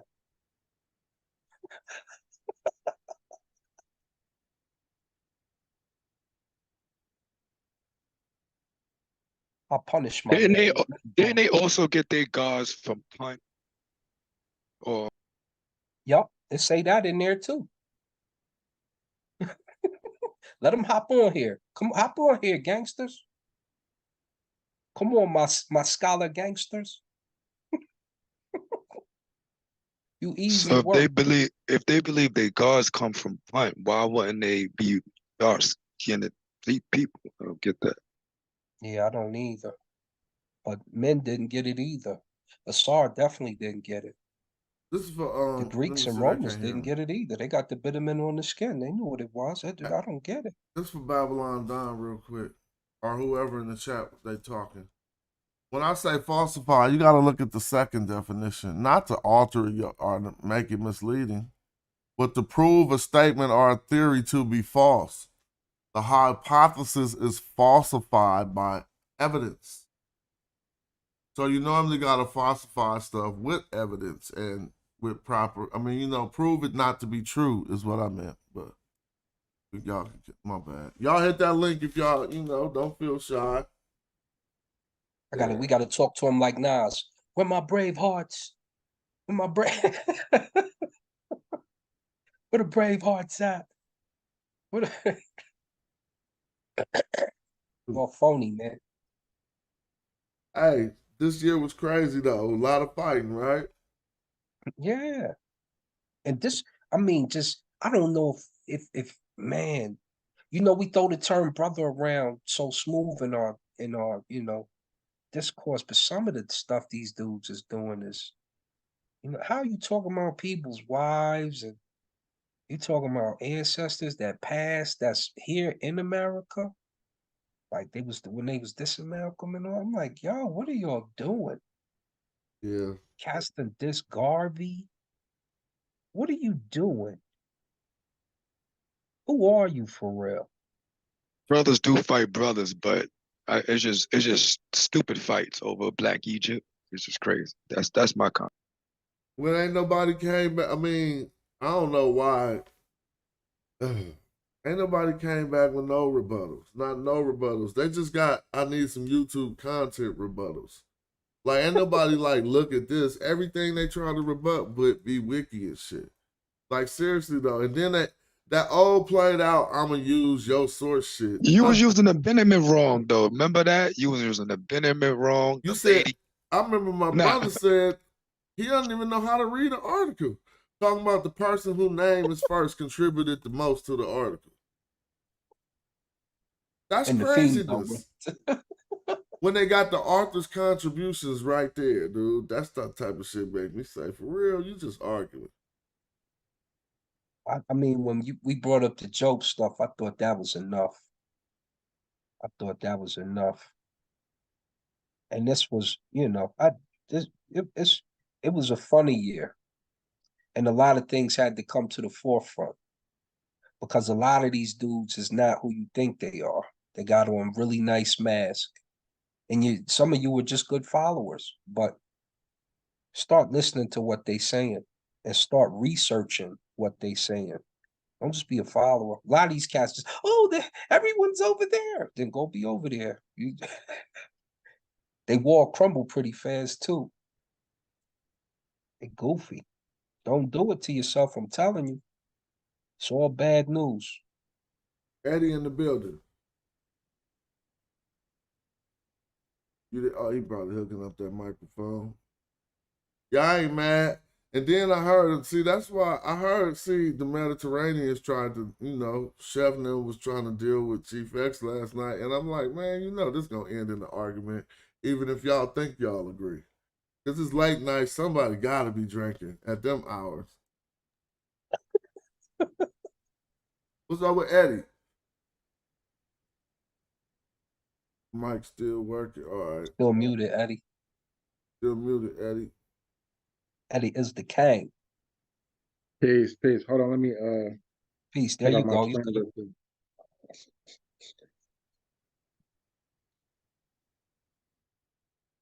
Anyway, what's up with that good guy? Man, these pseudos be not pseudos, but people just don't understand the concept of African people seeing themselves as being black. I think that's the weirdest thing in my perspective, is that they didn't see themselves as being black. They had to wait for white people to know that what color they were. I know. I don't think that's the case. I'll keep this what the case is, people be riding other people's jock, man. That's what the case is. And that whoever had the natural resources and the money made the narrative. That's what it is. Black Suntan, I'm joking, Suntan. Okay. I'm just saying, man, these people, man, they look, I got a question for y'all, for the panel. Go right? ahead. What's up, King? Peace to everybody. What's popping? So my question is this, because we already know they was black. We determined they, you know what I'm saying, whatever Negroid percentage is in them, they black. If that's the case, then the Hebrews are black. The Assyrian population we would consider black, Negroid. All right, well, if what's the case, because you just made that case. See, this is how people like to do. They like to lay out an argument and then refute themselves.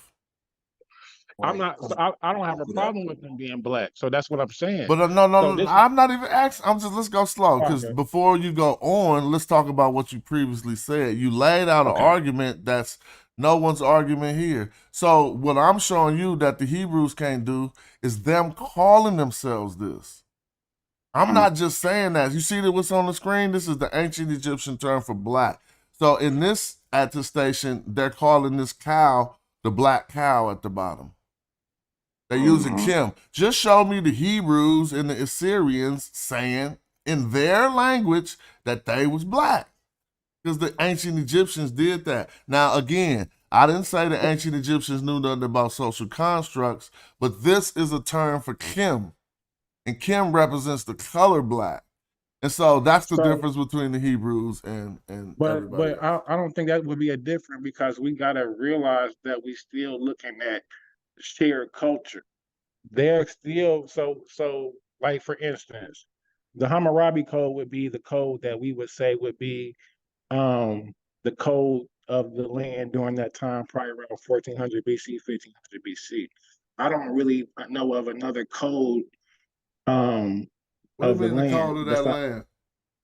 So could we agree that Acadia was the lingua franca? Wait a minute. You said it was the code of that land. I'm just trying to see what land you're talking about. That's all. Egypt, right? Yeah. First we was talking about Egypt. Then you switched to. It's all connected. It's all connected to the bigger point with what I'm trying to get to. All right, but just go ahead. But just let us know what land you're talking about. Yeah, you switched up. No, because what I'm trying to establish is that so the lingua franca is coming out of Akkad or Akkadian, that what we call Mesopotamia or Sumer Sumerian. We have the lingua franca Hold coming up. from there. Yeah, What time you period? gotta slow down. You gotta slow down. What time period? Give us a time exactly. period. You doing hella From shit. from the beginning to the No, end. not the damn truth. near. That's not the truth. That's not the Yeah. truth. That Akkadian became the lingua. The Akkadian became the lingua franca, so to speak, during about the 18th dynasty, and was really used about 19th, 20th dynasty, because just in dealing with the vassalages of the Levant. But here's the thing about that. We don't got the correspondences to make us say that the ancient Egyptians was responding in Akkadian or cuneiform, because all of the Amarna tablets that would be the source material that you could draw what you're saying from are correspondences going to Egypt. Right. So, but so look, they're referring to them Do not you as. do you understand? Do you understand I your do. I understand timeline? exactly what he's saying because he like But you your know among timeline the is wrong letters. though. He's saying like so for instance they will refer them not to as their color, they would refer them to say they're referring to some of the Amaru tribes, you know, in our they're naming the city. I They're want not to going do to name something the for you, color Eddie, of real it. quick. Oh, go ahead. You say they're annual, basically, is who they be identified, right? I'm saying that those Phoenician city Tyre, Biblios. So that Right. little city, yeah, So, right there. so if I show you a text showing the Amu as Asiatics, would that make them different? No, that's exactly what they are. So look, when we look at the word Phoenicia, right? My thing is this. I think that a lot of times we get tricked up on words because Phoenician is a word that's later on, just like Egyptian. So like a lot of times when we use the word Egyptian, we're referring to Wasetians. We're referring to a Wasetian lineage, a king lineage. You know what I'm saying? In my opinion. But we don't refer to them as Wasetians. Well, I mean, you being So that's not what they called it it's at the way time. more. Yeah, it's way bigger than that. Yeah. Yeah. But do you And if understand what we I'm saying? I understand what you're saying. If we were specific, we wouldn't group them all together because there's time periods where the Wasetian kings were fighting Tefnut, the kings from the Nile Delta. You know what I'm Yeah, saying? bro. Yeah. The Nubians came in right there. But they got them time periods pointed out, don't they? Yes. They got pictures of who's who. And so they That's what I'm addressing saying. all that. I don't get it. I'm trying to see so we went to something else because we was talking about this black thing. As soon as I said the difference between the ancient Egyptians and the Hebrews and the Assyrians being that we look into their language and the word that they have for black things that also people take on this name, we don't have that. I don't know if we have that as much with the Hebrews. My question is, is the universal word that they would use for the word black would be Kushi. Man, where did you get that from? That's not true. K-U-S-I. Nowhere in the world. Nowhere in the world. That's in the Amarna tablet. No, Kushi don't mean black, bro. It means from Kush, one from Kush. And that's okay. Here we go. The word Kim means black. Like, say we just wanted to say the black sky, we say the Kim Gur or Gur Kim or something like that. No, Gur is silence. What's the sky? What's the night? The sky. Pet Kim. Gur is night. Pet Kim. Pet Kim. Black sky. But talking about the heavens, yeah. Yeah, brother. We also know that Nehesi means that. No, it don't. That's what you see. That's a big mistake, my good brother. Let me just at least say this part. That is an elementary mistake because it's done by studying only European Egyptological sources that are old. You have to look at new sources. So the old sources hooked Nehesi to the word Nubian and then said Nubian mean Negro. If Negro mean black, then Nehesi mean black. And so that ain't so you could be a Nehesi and be hella light skinned. I showed that hella times. In the tomb of Ashayet, her name is Abet, and she's drawn light skin, but she's not called Nehesi, but she's represented as being from the south by her name. And so Nehesi don't mean black. What was the oldest attestation of them using the term black? I need to. I wish I could pull up some stuff. We can pull that up right now in both TLAs or Source. just the new one. Smash. I've been doing a Yeah. lot of. How tough are the J Star articles? How solid are they? I've been J Sesh? J Star. J who? I know who you're talking about, but J who? No, it's a website. It's JSTOR. Yeah, those are good. I go on there and pull up a lot of articles and sources and read. So I was just wondering how reliable they are.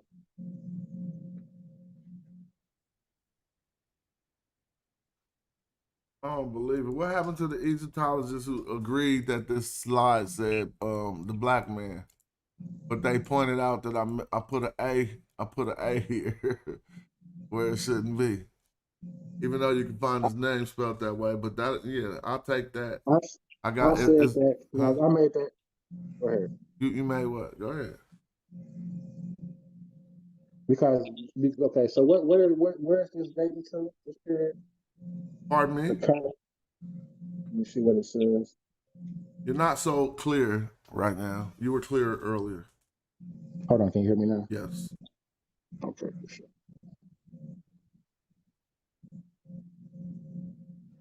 The hate train, choo choo. They be on the hate train.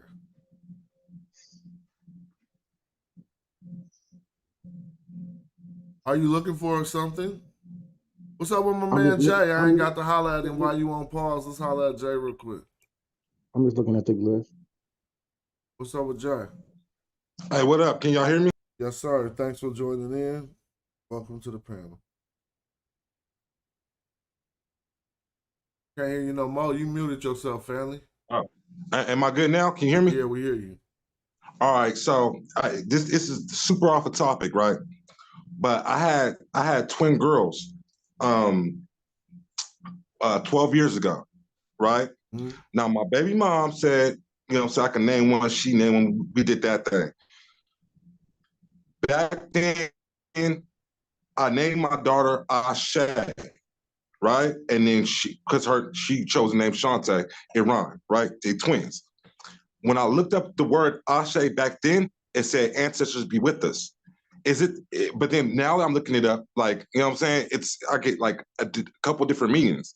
So what, do you know like the real meaning of that word?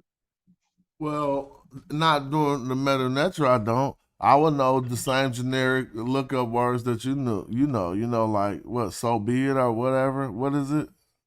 Yeah. So, okay. So when I first looked it up, it said ancestors be with us, right? This is like 12 years ago.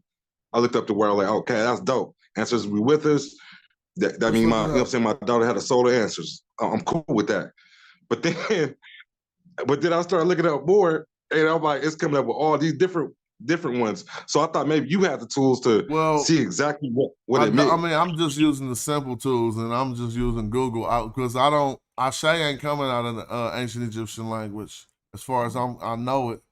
Now, I thought that was related to the Yoruba tradition, but I could be wrong. You know what I mean? And so I don't. Here you go, right here, Yoruba.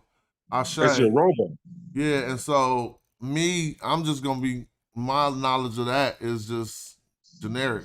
I don't know. I don't got no in depth to tell you where that come from. I cited to say so be it, and to say that right here, at least I got that right. But I don't. Anybody else got any depth on Ashe? Because I don't. Ashe like a Ifa tradition, and it's a good thing to say, but it's not Egypt. It's not from ancient Egypt, but the connotations basically would descend from there. But Ashe is from a different. It's from Ifa spirituality. Well, you want to know what's hella funny? I just said Ashayet. Remember?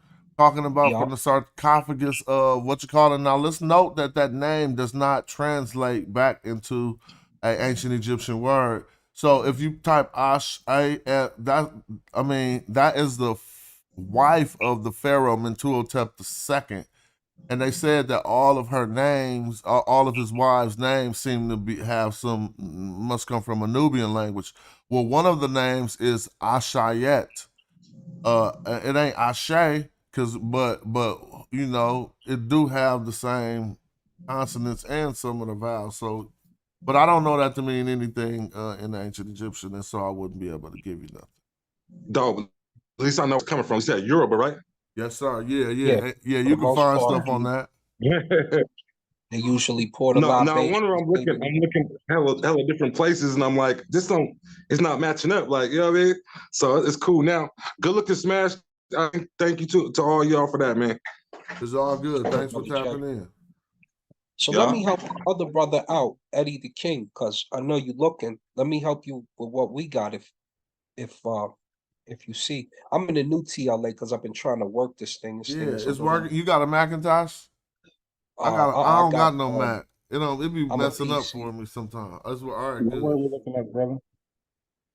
Yeah, I got a PC. I'm gonna blow it up a little bit too. I don't think that makes a difference. I just was trying to see why it mess up for me so much. Right. Oh, where the heck did I go? Is it this one? No, is it this one? No, it's this one, yes. So when we go up. Hey, Judah, real quick, Judah Redemption. We was just doing a whole show. Oh, thank you, Asar. I'm glad you're here. Judah Redemption just said this and made me think about you, what you could provide, Asar. It says, the fertile land in ancient Egypt was highly desired by neighboring civilizations because of its richness. They sought control due to the appeal of the fertile black soil. So that Kimi Ayat, let's look that up after this, Brother Asar. Okay. So this part right here, you can see it says, we will protect them from damage spells of Assyrian, from damage spells of a Nubian, from damage spells of a Libyan, and from damage spells of a human from Egypt even. And so they're telling you the different magic spells they've got to protect Kemet from. You see Kemet right here. So we know each one of these people, they're not the same, they're different. We knew. Brother, hold on. Because I don't like this. What is this? It says 21st, 22nd dynasty, 23rd dynasty. So guess who that is? So this is where we got to be careful with the word Egypt. So at this point, we know that the Wasetians are involved in Thebes right now. They're not in control over. So I would want to know. So what's your proof for that? Because you keep saying that. Bring up some proof for us for that. It's 23rd. We're gonna let you cook, but bring up your proof. Okay, but you keep saying that, but you ain't showed us nothing. You gotta let me talk without cutting me off, so I can't. All right, let's let him finish. Let's let him finish. Listen. Go ahead. We listening. Talk. Brother, you keep cutting me off. I ain't cutting you off. Go ahead. If we know that this is 22nd, 23rd dynasty, and we're familiar with Egypt, brother, we know that these Wasetians, the Thebans, they're not in control over the Nile Delta right now. They're probably only over control over Thebes right now. So right now, there's a different demographic of people who's controlling what you're calling Kemet, brother, the Nile Delta, the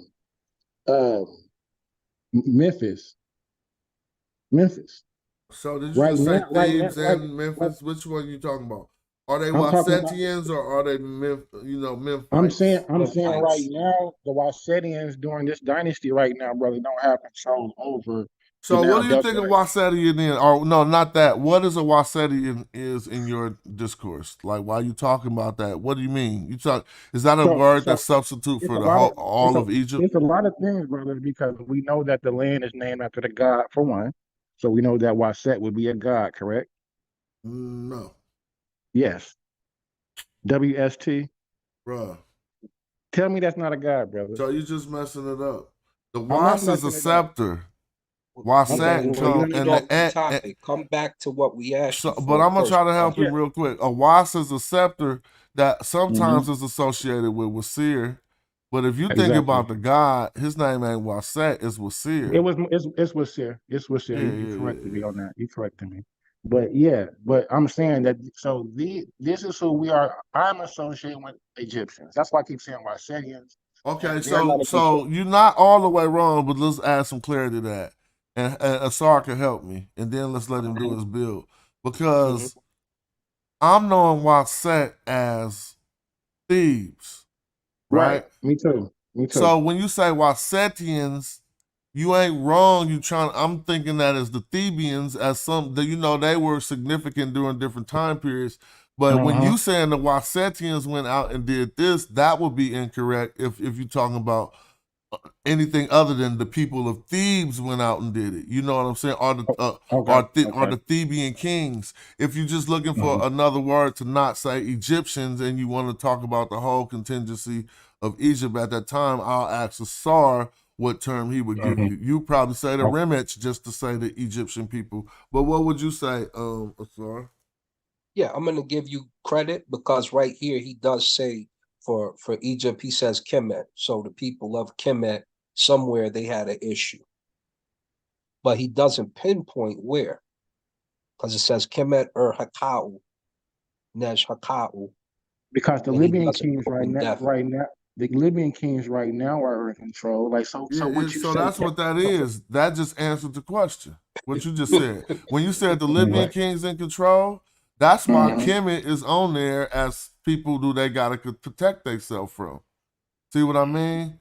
So we looking at a text that say he gotta protect himself from the Syrians, Nubians, the Libyans, and the people of Egypt. And that's because they foreigners and they in rule, they in control. So some people in Egypt want to get at them. That's how I see it. What y'all see? So this is the third intermediate period, right? Basically 22, 23rd actually could be fourth, depending so on let's talk about this because no, brother. You skipping. I still need your proof for what you saying with this corroboration with the Hebrew thing. That's what we was waiting for. Okay, go ahead. I think he let that go though. Okay. I thought we moved on. My fault, baby. Here you go. Go ahead. So let's go real quick to what my brother Smash wanted. Now, you probably are having the same issue I'm having. Eot and some of the words from what they call the legacy TLA are not over here yet. All right, let's explain to the people where we segue to. So now we're going through the soil and seeing if this blackness in the soil is actually I ain't saying important, but if it was such a big thing to the ancient Egyptian, we would see attestations saying black soil and all these different things. We think we got a few, but let's look at what we have here. You go back, Asar. So the part that I seen, which I seen two of them. I seen some about happy, and then I also seen about food, the nourishment, right? The food is, where did I see it at? It should be, here it is. It says Pa, happy, Wasir, Usar, or Wasir, 2, 4 wedge, F, Ka, Jepha, and Kemet. It says, O Nile, at whose command one becomes rich, food and food of Egypt. So the Nile is basically the nourishing point for Egypt. The water is being that. If we go to, where I think it's, let me see, because I was looking, because one thing I did. I wanted to scroll up. I was trying to scroll up on your thing. I'm building with you, brother. Can I ask a quick question about the text you just translated? Yes, sir. Some people say, I just want to read this. He's saying, Reggie Marbury, in my opinion, if you don't have a Savior to forgive sins, you don't have the essence of Christianity, even if you do have some similarities. All right, I'm just looking at the TLA still spinning. You know, there was actually a Horus the Savior. Yeah, I heard that before. People don't know much about him, though. He come from Greek times. I heard it from Shaka Amos. Yeah. Shaka, we ain't heard nothing from Shaka. I ain't heard from Shaka in a long time. Yeah, I used to listen to Shaka back, man. So I heard that before. Shaka didn't teach like Smash teach, though. It's different. Yeah. I be learning from Smash all the time. Horus the Savior. Horus the Savior, the same. The Horus the Younger. So no, I mean, so they're different. You know, like Spider-Man. Feel me? Like Horus the Younger. And then when he older, they called him Horus the Elder, but they got different character attributes. They do different stuff. Right. The other thing with the Horus the Elder, and I said this before. Remember, Asar and Aset have sex in the womb. He's created. He's blind and he's deaf. So he comes out. They call him Heru Ur, but they also refer to him as the lame Horus, and he doesn't see or hear. And so this is why when Jabari was talking about it, I was like, remember when we initially was talking about it on Silent Letter, I was like, you're gonna lose that, because if you know two things, the Song of the Two Sisters, where they're calling Asar to make love, and the other story where Heru Ur is in the womb because Asar and Aset copulate early, then you wouldn't use that. She's pious because it was Hey, go only back to that last one. It was on the screen good. My bad. Okay. Because it say that happy coming from the earth. That's the one you showed already? No, those are some of the ones I was getting to. I was gonna go. There you go. It's just still in the German, yeah. Yeah, let me Shout go. out to brother Reggie. Saber. So this one right here. Now my argument is this, and I mean not even an argument, but what I like to contribute is to notice the difference between, because Plutarch snitched and he said that they thought Osiris was moisture. Now we'll see him related to water, and we know the results of water and dirt mixing, but they don't ever get in greasy about that. And so I think the significance of the soil, again, we know how significant it was to an agricultural society. Nevertheless, the black reality that we see in ancient Egypt is not fully explained with saying everything is because of the black soil. That's my point. And we'll see with the lack of primary attestations. Like, my challenge right now is find something talking about the black soil. So look, so Smash, quick question. So my question would be, based on what you just said, because it's like I keep saying, the gods are named after the land. So Osiris, right? No. Osiris? Where you got that from? The gods are named after the land. But wait, just let me finish my thought. It's because it's about Osiris. That's located on the Nile Delta, what we would actually call where the fertile soil is, the dark You soil. talking about Osiris? Osiris. So these is all names that couldn't. Those names come after. So here's the thing: that Osiris name will come far after the name Osir.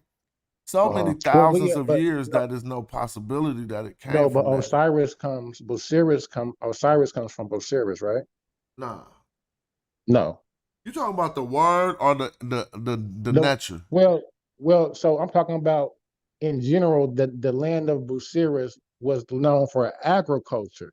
But that's probably true. So that's where I'm assuming we have the god Osiris. Osiris ain't in the south though. That's what I'm saying. It's in the north. Yeah, but Osiris don't come from there. So when we refer to primaries, we got to look and see where they say they came from. So the only primaries we got is Osir and his whole family being Nihisi. Now, if you want to say they Nubians, then that's funny, but I don't do that. They simply were saying that he came from the south. Osiris came from the south. Osir came from the south. So okay. Because I was associating Osiris coming from the Osiris because of the agriculture, and he was an agriculture god. So let me ask you something. Because I see other connections besides the ones you making, and is that a connection you just was making yourself, or you got some source that say that? Just reading upon it, just connecting, just reading some studies, and then coming up with my own conclusions. Yeah, Osiris is the location that they claim he was born in, but they also claim he was born in another location. So, So where they claim he was born there? Because I never seen that source.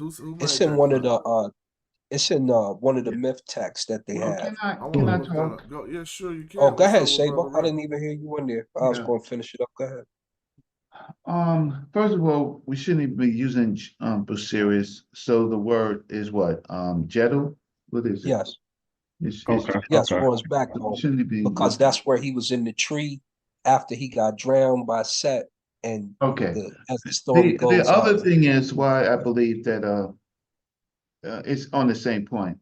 This is why I think that Carrier won the argument, Jabari lost it, won the debate, is because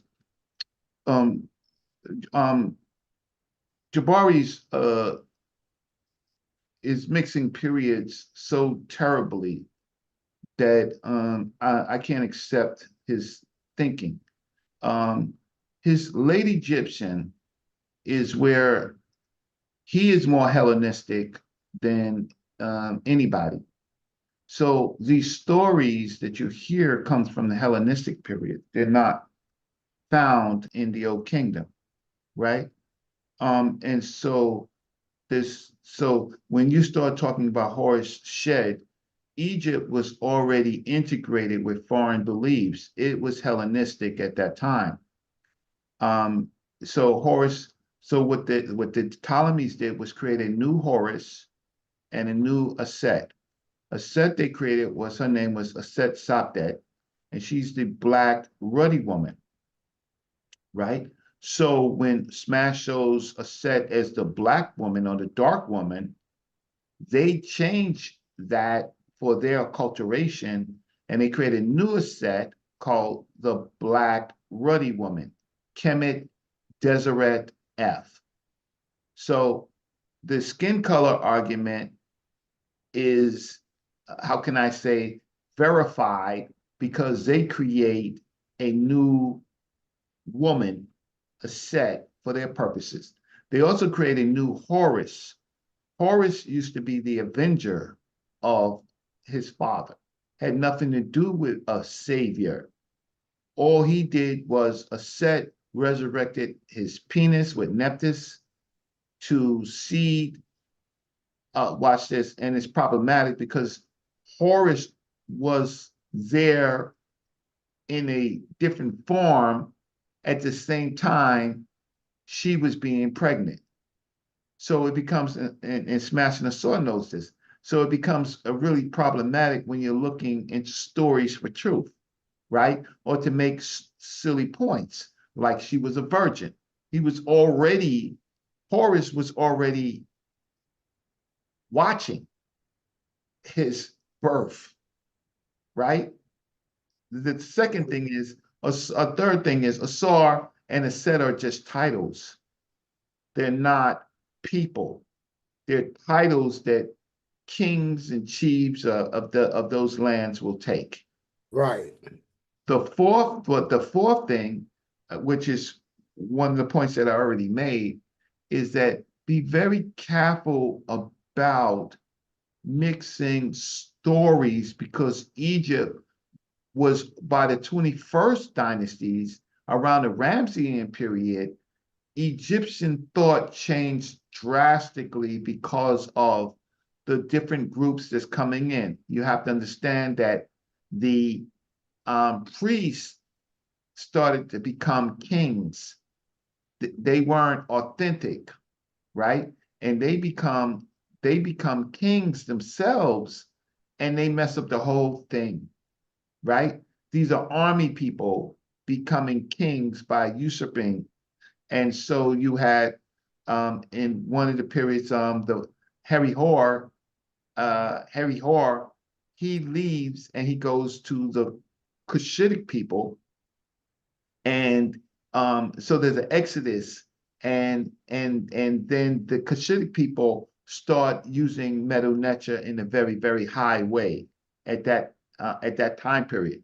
So my general point is, I don't care what you people think about Jabari winning the debate. He won the debate. He lost the argument because starting in the 21st dynasty, around there, Egypt had already lost its way. It lost its way. And so the stories were already beginning to change. And Horus, they call him Horus Capocrates, which is Horus Hor-Kep, or Chep, or Horus the child, right? They create a new Horus, the child Horus. And so Jabari is completely out of his way, right? Because that is not authentic ancient Egypt, meaning pre-dynastic Old Kingdom and Middle Kingdom and even New Kingdom. It's a new Horus that Jabari has accepted, but he is Hellenistic when he does that. I'll stop for I'll stop for now. I'll stop for now. There was another point. So I'm telling you, as somebody who studies this, who's reputable, who can get agreement between the smash and the sword, at least on Horus the child being a new god. Can I ask, did Mary get deflowered? The only question I had, because I learned from on this You show said that Mary or Isis? Isis, excuse me, I said Yes, Mary. I did that. I showed in the wasn't a real pyramid text. person. First of all, wait. First of all, there is no cult of virginity in ancient Egypt. Right. There is a cult, the Hawat Hor cult from the old pre-dynastic Old Kingdom, Middle Kingdom, and in the Middle Kingdom, they get rid of the Hathor cult and they create a Semiate, the chantresses. So in the Hathor cult, these women are studying life. They have votive, what you call penises, right? Meaning they are using penises, right? They're studying female sexuality. Why? Because death in pregnancy was a high effect. And so it just seems to me, that that they wanted easier childbirth. So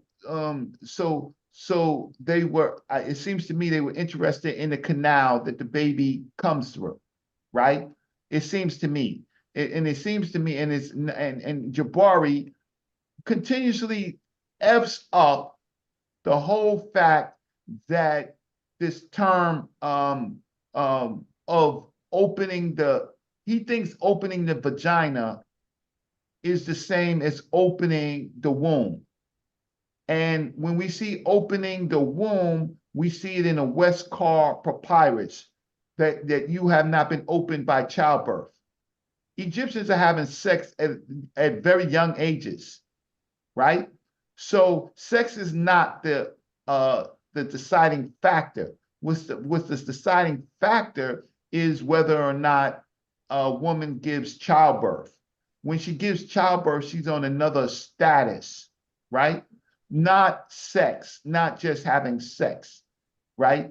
They're Africans tribal. They're having sex. Sex is not the issue, but when a baby is delivered or the woman becomes pregnant, the woman is on another stage. Don't listen to this hodgepodge, Kemetic BS, because we can verify it in the text and they can't, and we can. And so they want the people to say, listen to what they say, but can't show the information. So it's a faith thing, not a evidence thing. If you have the evidence, just show the evidence. Don't give me your faith. I stop. I'm gonna Hey, say, brother, I was gonna say, brother Reggie, I was just King J. I was gonna say it'd be an honor to ask you a question if I could just have one quick question for you. I hope I can answer the question. If not, smash and assault. Okay, quick question. So my question, okay, it has to deal with Hatshepsut and her immaculate conception. Like, could you properly explain what the difference between immaculate conception is? And because it's under my understanding, as far as like what the pharaoh or monarch was at that time, was they were the manifestation of the deity. They were in charge of making sure the crops came, came through, and they were that manifestation of God at that point. I believe up until like, we have maybe the Amen priesthood that makes it where it kind of is for everybody kind of. But is Hatshepsut born through an immaculate conception? No. And is her full name have Mary in it? Is it Hatshepsut Mary? No, her name is Emen Hatshepsut. Emen Canoe. I'm sorry. Hatshepsut. I asked a better question. Does she have a title that contains the name Mary in it? They're all beloved. Okay. All women of the kings that the king loves is beloved.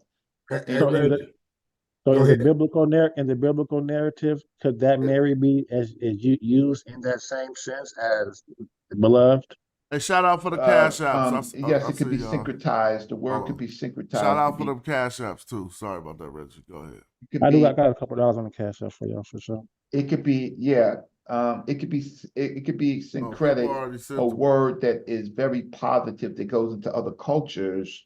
But the Immaculate Conception is Roman Catholic dogma, which means that Mary was free from sin, right?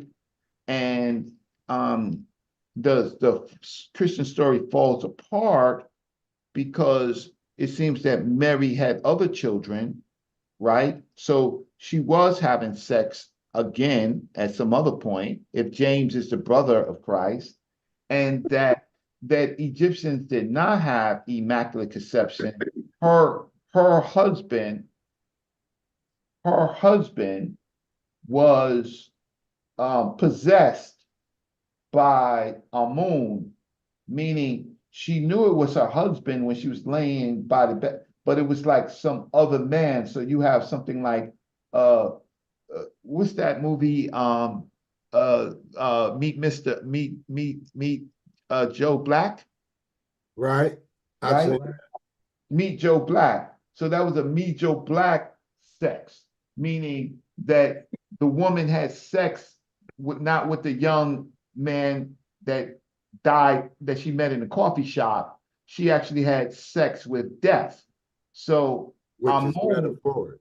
Right. So she claims that her husband's sex was Amun, right?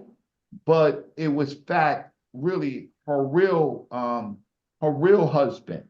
I mean her parents, sorry. Her parents, it wasn't her.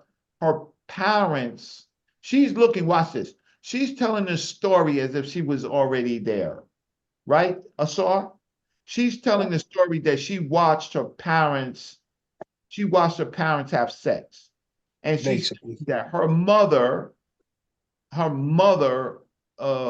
had sex with Moon, not with the king. The king possessed her. Now in their religious or concept, that could happen because kings are just intermediaries of gods. They are semi-gods themselves. So she never had no Immaculate Conception. Shouldn't be bringing that Christian bullshit into ancient Africa, right? And you people got to stop Jabari when he continues to mess up things like, is he talking about Tamhu or Tamehu? He doesn't know enough to say that maybe the Tamehu were who he's talking about rather than the Tamhu, right? Now, I don't dislike Jabari. I just dislike the narrative, right? So much to say that I think that until he comes on this show and explains himself, this is the show that Brother Jabari Osase has to come on. He has to come in front of the people who for at least 3 years have been looking over every text and verifying it. And until he comes over on this show, whatever he says is just on other shows. Those people, not those incompetent people or learners, could believe.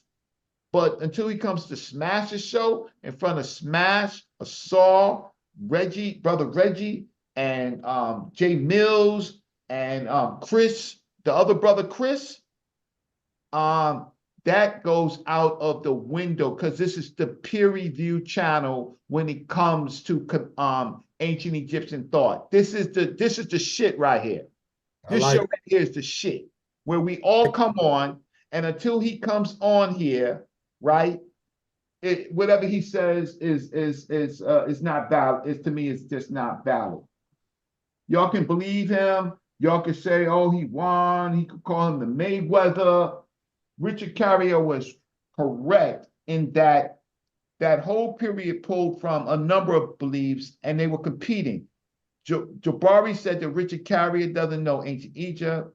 I'm telling that that debate showed that Jabari does not know Hellenistic period. Yeah, that's what I was going to say, Reggie. Let me ask you a quick question. Was Richard Carrier wasn't speaking of ancient Egypt, right? He was speaking of Hellenistic Egypt, right? 100%, because he was talking about, at best, the cult of Isis, which was just one of the cults. There's the Osiris cult, there's the Mithra cult, there's several other Roman cults, right, that have all of these beliefs, and what they're doing is the Christians are trying to outwin the other cults.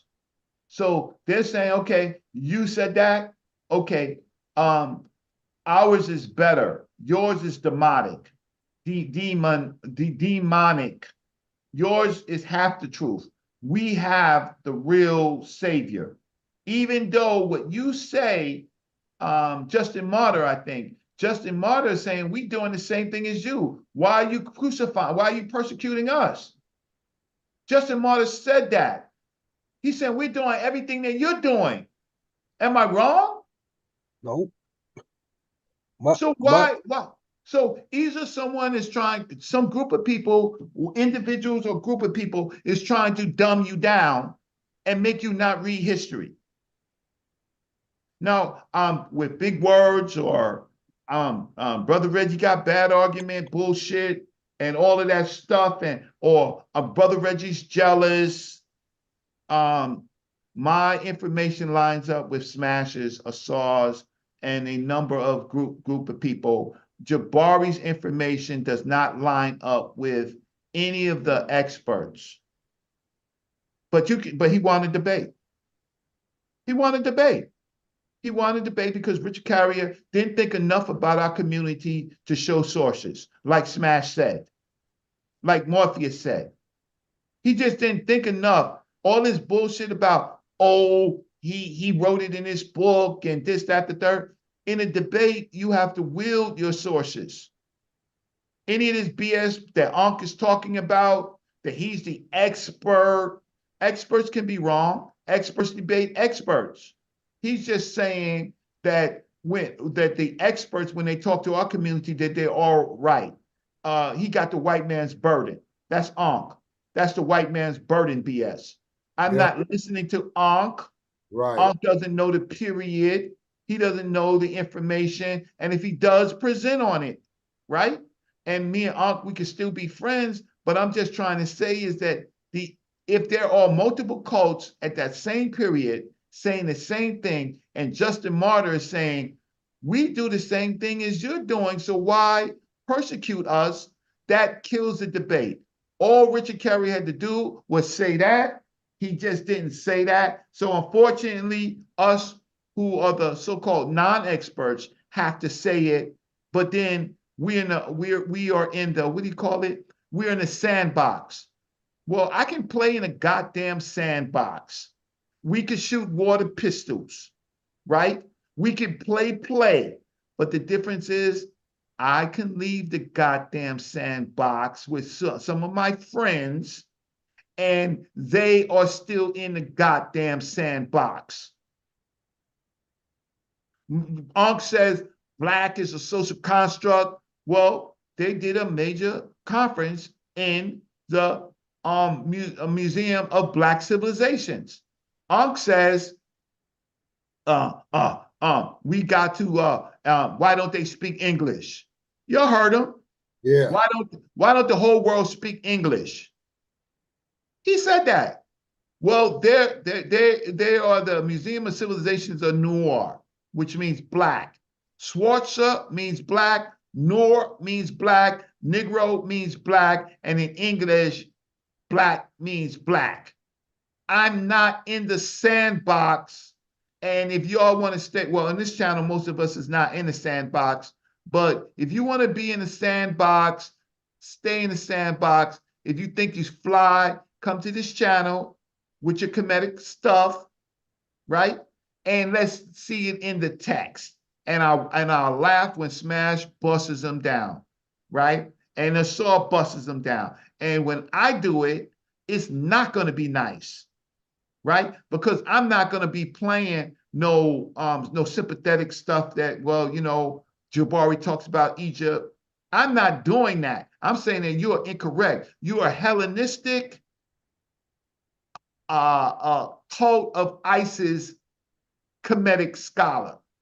That's what I'm saying. Because if you believe that ISIS was, that Saw was cut up in 14 pieces, and Smash shows that it's really the fashioning of the bodies, but you can't show me where he was cut up in 14 pieces in the text, in the pyramid text, and if you can't show me that, then, and you can only show it to me because Plutarch says it, or Clement says it, right? Then I'm not listening to you. And if you want to listen to them, I think less of you. Anybody who doesn't want to do the work, who just wants to quote somebody who says it and don't do the work, I think less of you. I'm going to lowball you.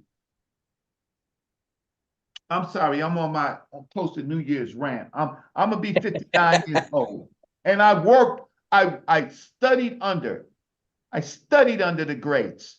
I studied under Dr. Ben. I studied when Dr. Clark, when I worked with Dr. Clark, he could see me. He wasn't blind. I actually read books to him so he can recollect, so he can know exactly what it actually said.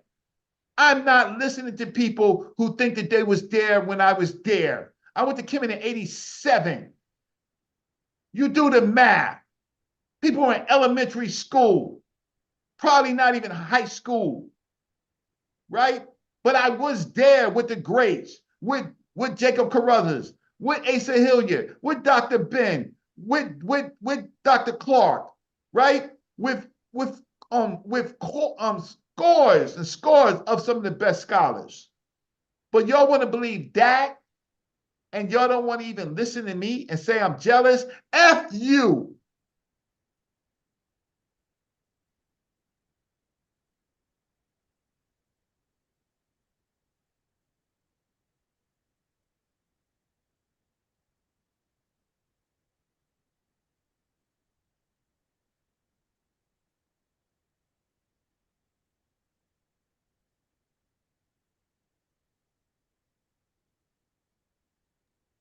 And there you have it.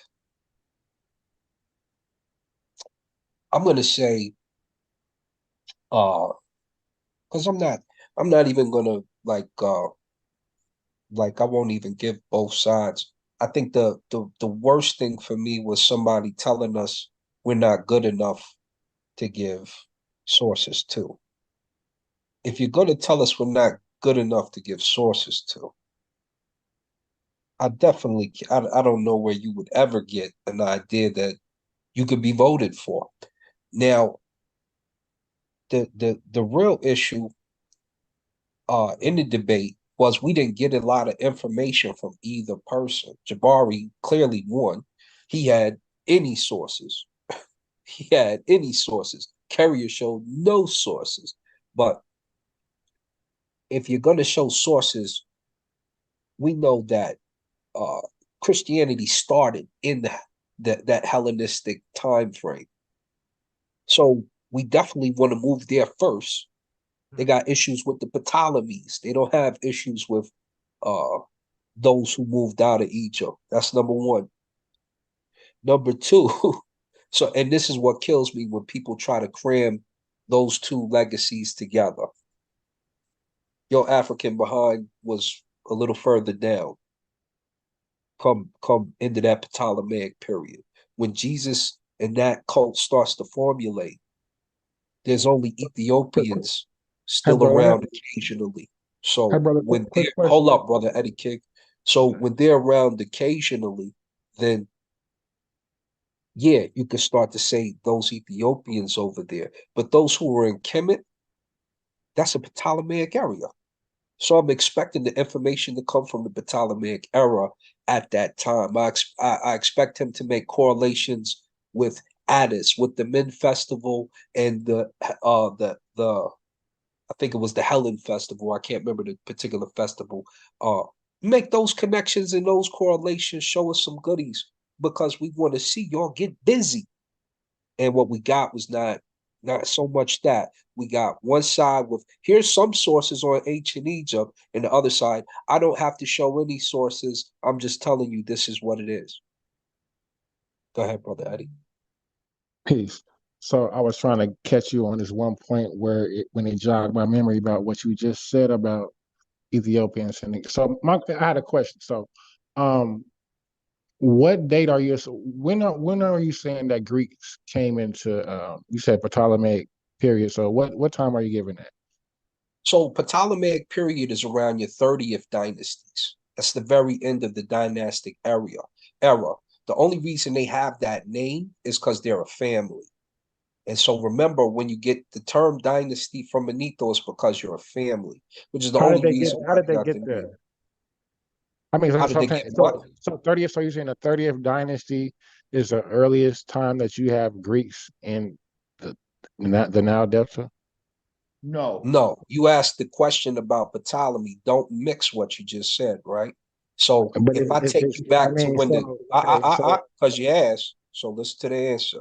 So when you talk about when the first Amu situation happened with what you call a Hikakasu, you have Greeks that are over there then too. You do know that, I'm right? referring to that period. So I'm referring to when. Are you familiar with pi? Okay, so don't mess up the time frame then, because you just messed up the time. Who the hell is pi? Okay, Eddie, who's pi? You're not talking about trying to say Piyanki. You see, you went for that trying to say bullshit. Piyanki. So listen. So if his you're name is familiar not with pi. Say his name right first. Okay, I gotta get correct. Piyanki. So are you familiar with him giving Greeks? Are you familiar with the Greeks? With him hiring Greeks? And are you familiar with giving them Alexandria, Necrotis, those city-states during that time period? That's like what, 600 BC, 700 BC? Yeah, it's coming towards the end, ain't it? That's nowhere near 3,000 or 2,000, is it? So they never left. Oh, they were there in Kemet, coming to the end, running their own little. Okay, no, so you said they was never there. I just put them before you even said what you just said. You talking about when Piyanki did it? I just told you when the Amu were there, which is way before. Which is way before, but it's different. It's 12th dynasty. So why would you be talking about the 26th dynasty when we're talking about earliest the 12th? Because it's closer to when you're talking about the Ptolemy period, brother. Because remember, the Persians are there too. Did you going to skip over Cambyses and company? Well, the Persians are who they're fighting. So no, the Persians were ruling for a little bit. You going to skip over Cambyses, Darius the First, etc.? Is that what you're trying to do? So, brother, Piyanki hires the Greeks to help him fight the Persians. Correct? So he has them fight the Persians. Do they win? No, they lose. Oh, so who's in charge after Piyanki and company? They lose. Piyanki goes back to Karma. And so who's in charge after Piyanki and Taharka and company? Do those Greeks lose Alexandria? Answer the question. Answer the question. It's an intermediate period. It's an intermediate period. No, it's called the Persian period. So which is basically an intermediate period because some of the. Either. How do you get Hannibal and Artaxerxes? Huh? So you answer the question. My point. You skipping periods, brother. You can't do that.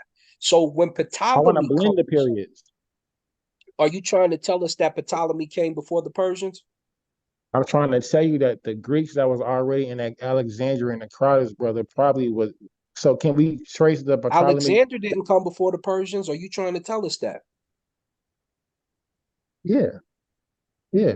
I'm trying to Where's tell your you that proof? that Where's your Bianchi proof? I'm gave. about to pull up the whole dynastic period. I want you to show us Yeah, I'm where trying to tell you Alexander that. got there before the Persians. Go ahead.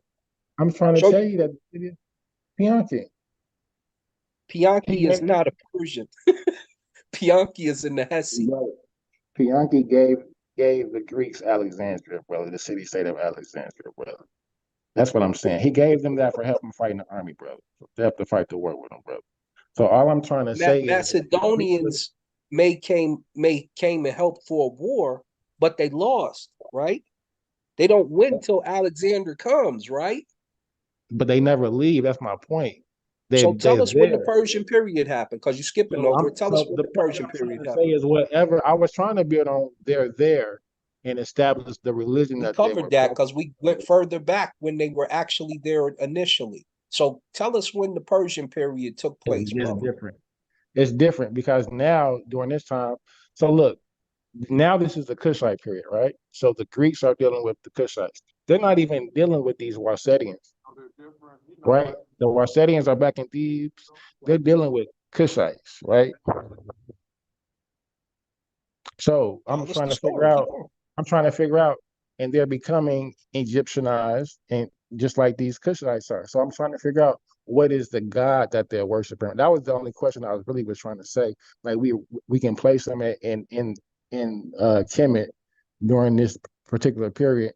So I'm just asking, what was the, we're talking about Christianity and all that. So I'm trying to figure out what religion they were worshiping back then in Alexandria, Brother, we're not 700 talking B. about the Can I religion. can I We're can talking I about the add time frame. can I add when the Persians conquered Egypt, right? That was before the Greeks. They were using a religion called Zoroastrian. Okay, Right? okay.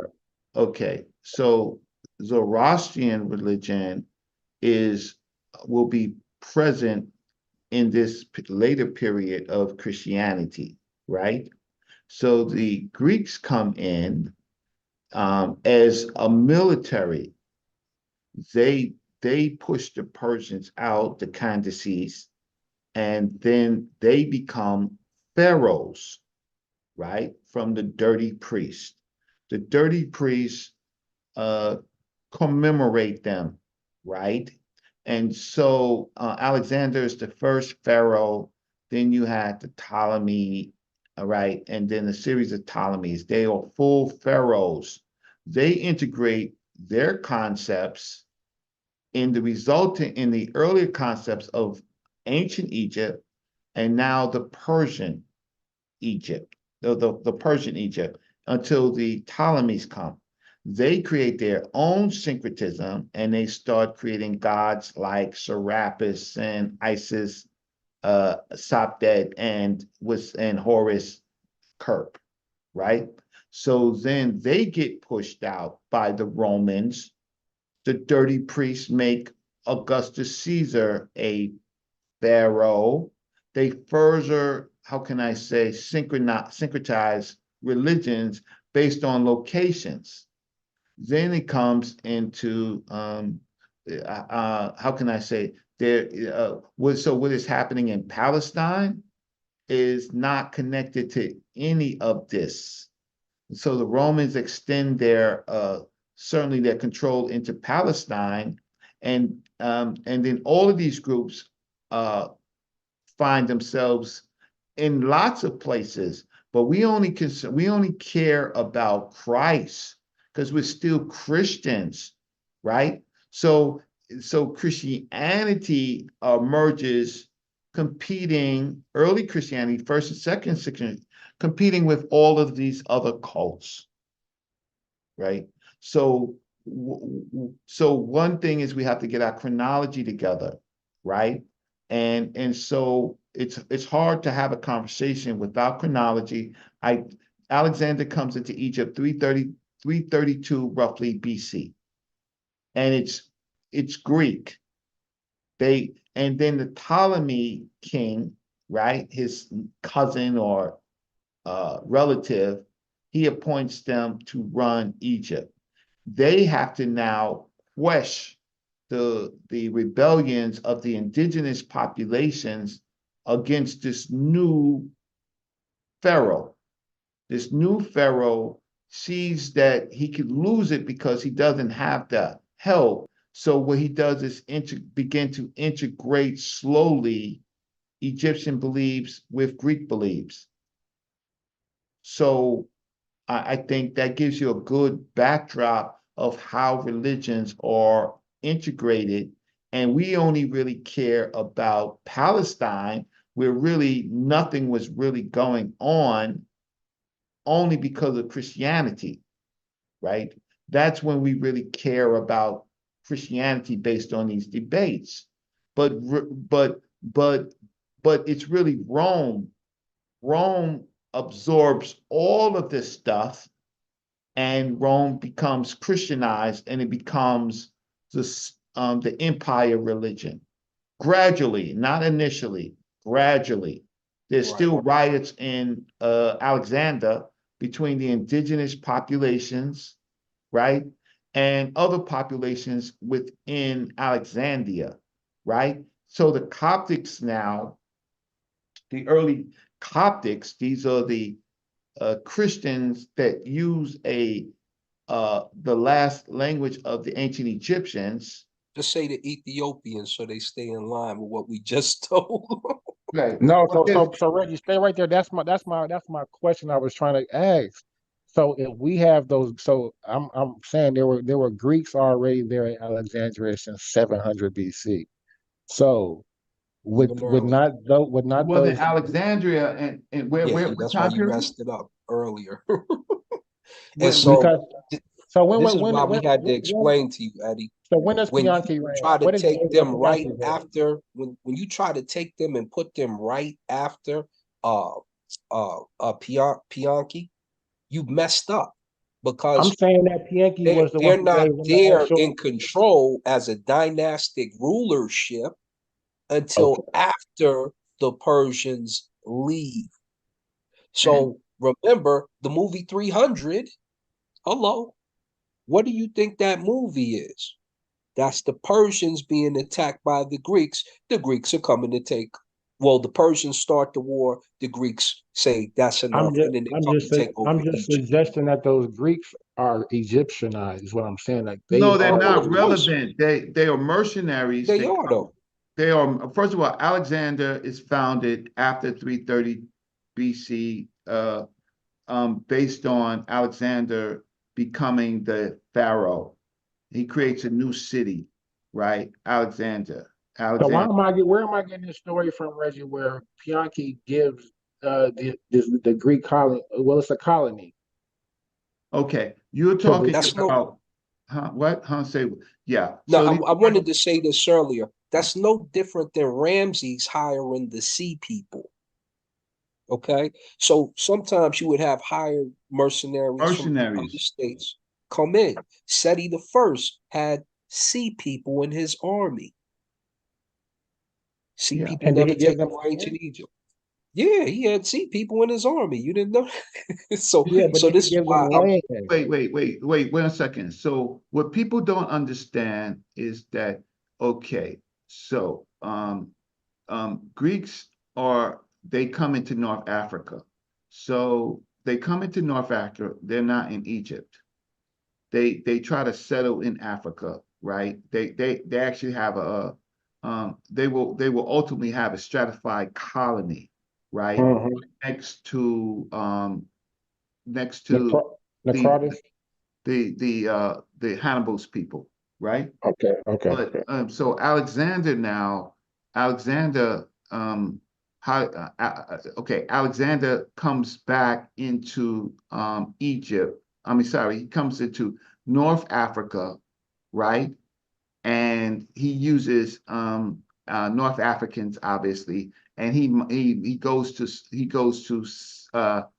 what is the he goes to the oasis of what's the oasis of Sar? The Oracle. Yeah, the Oracle Oasis. Where's that? He In West goes. Africa. No, it's in the desert, the Western Desert. Not size. I forgot the name of it. And the oracles make him pharaoh. So then he uses groups of people and he marches toward Egypt proper, right? The Delta area, right?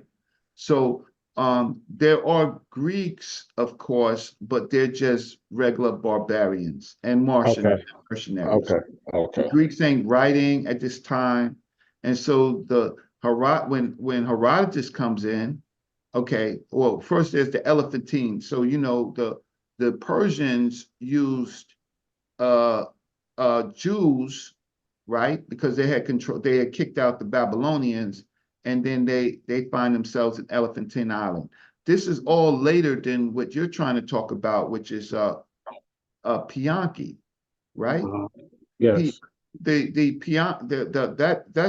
group of Africans, they controlled the largest span of Africa, all the way down from the Sudan, all the way up to the Delta. Egypt and other parts of Egypt that they were still in control of, that the Persians and Greeks started to fight them over, right?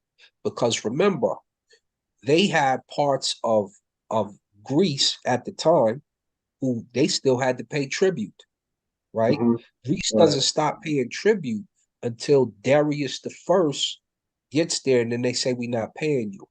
And then Hannibal floats the elephants over, gets the burning stuff down, burns down the Athens library, gets the tripping, and doesn't finish it off, which pisses them off. So Italy, Greece, and certain barbarians of Rome get together and say, yo, they crazy. We about to get at them. Then they come over and they get busy. Remember, at one time, what is the place right by Israel? Barca, is it? Or I can't remember the name. That's the capital of Egypt for a while, because the Persians are in control. And so this is where Hannibal is running stuff now for his daddy, because his daddy couldn't get the taxes. He was like, make sure you get the taxes that they owe or burn them down. He went over there, and this is when the 800 murked the 10,000, as the story goes.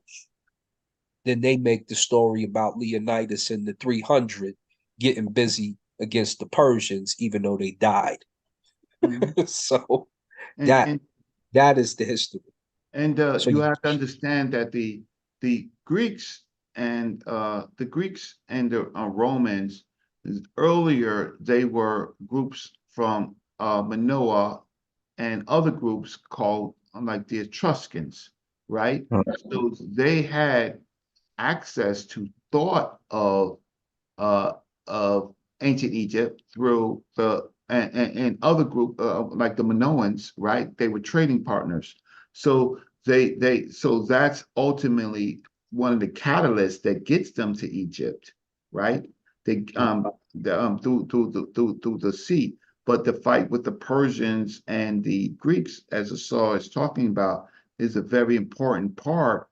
All of this is pre-Christianity, and all of these people have religious beliefs. And so they find themselves in Egypt. And then when you get to Palestine, you have the external groups of these thinkers in there. So the period of Manetho and Herodotus, that is a very interesting period, right? And so let's get our timelines together, right? So let's say what's that, 450 BC, 500 BC, Herodotus 450, 500 BC? When Herodotus comes in? Yeah, 450, 500 BC. Eddie, what's your premise? What is it? What you trying to get at, brother? I've been trying to follow you. What you getting at? Uh, Eddie, what's your premise? What is it? What you trying to get at, brother? I've been trying to follow you. What you trying to get at? What is it? What you trying to get at, brother? I'm trying to follow you. What you getting at? That's been the day that I've been for Herodotus and his writings was like 500 BC, 450 BC. So he comes into a crazy Egypt now. Herodotus, that's what he starts writing what he thinks Egyptians are, but they're not Egyptians. These are people of Egypt that have been kind of syncretized and integrated, beat up, right, by how can I say, other groups of people, particularly. So there's a lot of Persian culture in it.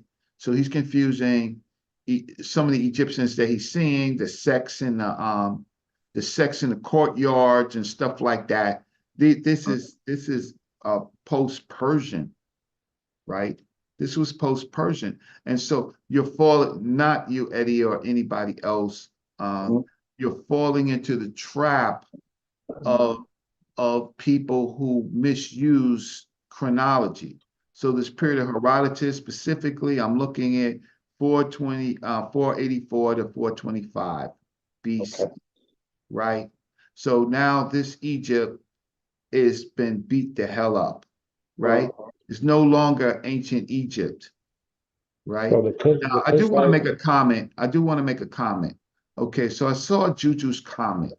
Juju has said, don't be upset when because I'm screaming or it seems like I'm screaming, but I'm getting my point across. And if my points are wrong, point out the points that I'm wrong on, and I will either adjust and say, I apologize, you're correct, or not. But the comment that we was having has nothing to do with the Gilligan's Island pseudo-killers arguments, right? There's no experts on the pseudo-killer channel. So Juju, you my sis, I appreciate you for who you are, right? This is not your area. This is just not your area, your chat, your community, or scientific beginners.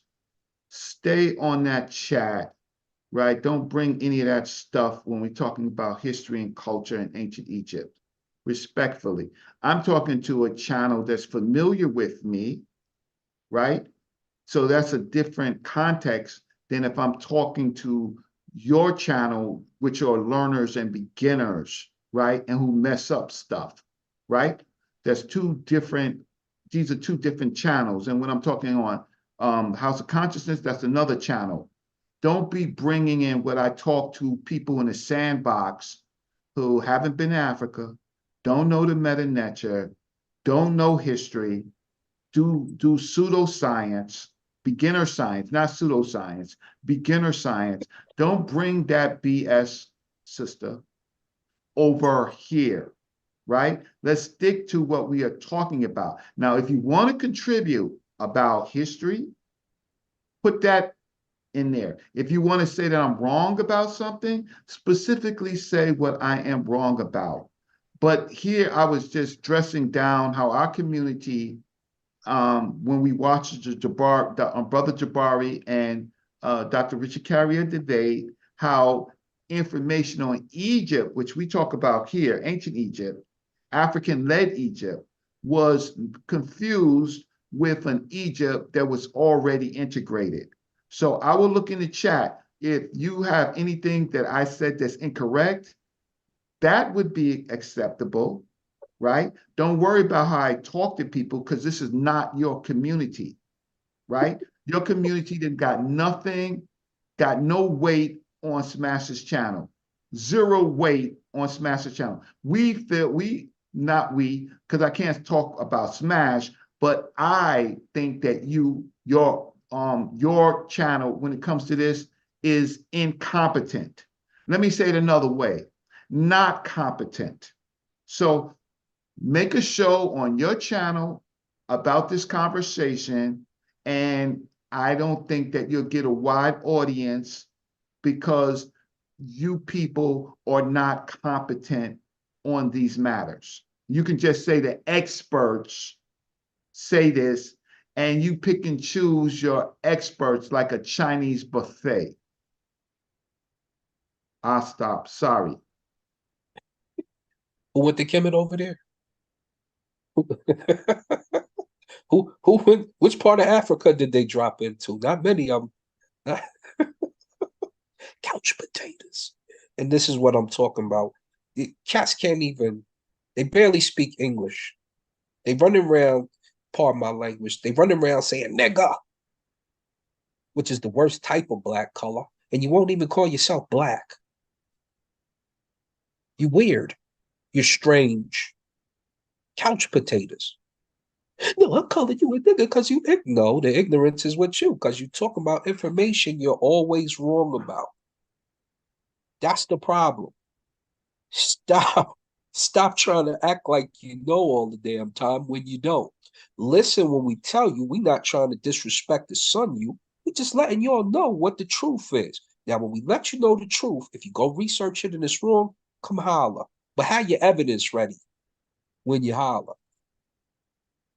So Haskell 45 calls me rank. So Haskell, you have more questions than you do have answers. You are free to come on this channel, right? This is not the other channels that you've been into. You're free to come on this channel and my channel with a presentation, right? You haven't done a presentation that I have seen. You can call me rank. I don't know what you meant by that, right? You say Brother Reggie's never won a debate. That's untrue. In your mind, I've not run a, but guess what? I don't rate your mind. I don't rate your mind. I've not seen your work. So I don't rate your opinion. You get, but you're free to continue to chat. I'm not going to time you out, but this is a channel where we actually show facts. Otherwise, if you want to do a presentation, I'll watch and I'll be unbiased, right? But, you know, if you want to continue to take pot shots at me, I just want to see your presentation. And I bet you it's more questions than answers. So I'm not going to, yeah. Say, we can't even say, my young dudes be like, come outside, we outside. We can't even tell them come outside because you a couch potato. You ain't never left. You ain't even tell been to us the about museum. Jamaican history. Tell us. I'm really interested in Jamaican history. I'm really interested in the Maroons, right? I'm interested in revolutions in Jamaica. You don't seem to provide any of that stuff. Do it on one of the channels and I'll watch.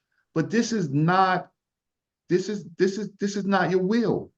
And I'm not going after Juju specifically, right? But she's part of a community and she just happens to have said something about what she perceives about my, how can I say, my aggressiveness on the subject. But why would she, this is not your area. We're just passionate about history. Yeah. I'm passionate about history. This is you're not a history channel. You're an Alka-Seltzer channel. You do Pepto-Bismol. I love to learn. When I'm able to get savers like Reggie ask questions, so I do got a question because it's all about the questions is in pertaining to the origin of Christianity, right? So, Brother Reggie, so are you familiar with Balat Jabal? Give me a little bit more reference. Balat can Jabal, say, Biblios, Jabal, Jabal, Biblios, the city state of Biblios. It's located by Tyre, Sidon. No, I know Biblos, but you gave me you gave me a particular term, and you're talking about the colony. You're talking. So you're familiar. So the goddess Balat Jabal. So that's known as the Lady of Turquoise. Balat, yes. Okay, Balat and Hathor, yes. Okay, fine. That's the connection. That's the connection I'm trying to make. So am I wrong to say that this Balat, so Hathor comes from Balat? No, they're synchronizing Balat is in the pantheon of Baal, right? I mean, in the pantheon of the Uritic Canaanite gods, the El pantheon. So she's there. So what they're doing is they're they're being syncretic. They're looking at the two closeness of these two groups of people, and they are making a syncretic analysis, and that's in the you see that on a Sphinx, actually, believe it or not, and you see the names. Yes. Okay. So now, James, there? You there, James? He might not be there. Reggie, can you host? Yeah, he is hosting. He is hosting. No, he wants to give me the controls. Oh. Yeah, I can host for how long? I mean, however long you want to. I just was in the other room handling some business, but I'm listening and watching the show. Yeah, fine. Okay, you can make me. Oh, you can make me the host for about an hour or so. Yeah, y'all gotta excuse me. I was over there listening to Dr. Clark, man. Oh, it's all good. Yeah, I was doing some other stuff too, but okay, so James, you want to host? No, it's fine. I was just over there listening to Dr. Clark. I was getting ready to play it, but I was listening to what y'all was saying. But I just love to listen to how he frames this, and then just to look at how we're still a ring around the rosy when they've already did everything that we're talking about. No, they didn't. We are there. Wow. They didn't do everything. See, that's what I be saying, man. As soon as I don't know why everything gotta be some type of a pushback. Because I knew Dr. Clark. So you saying that Dr. Clark and them didn't teach you everything you know? Yeah, but I knew Dr. Clark. Hold on, I know you knew him. Come on, Reggie, don't do that.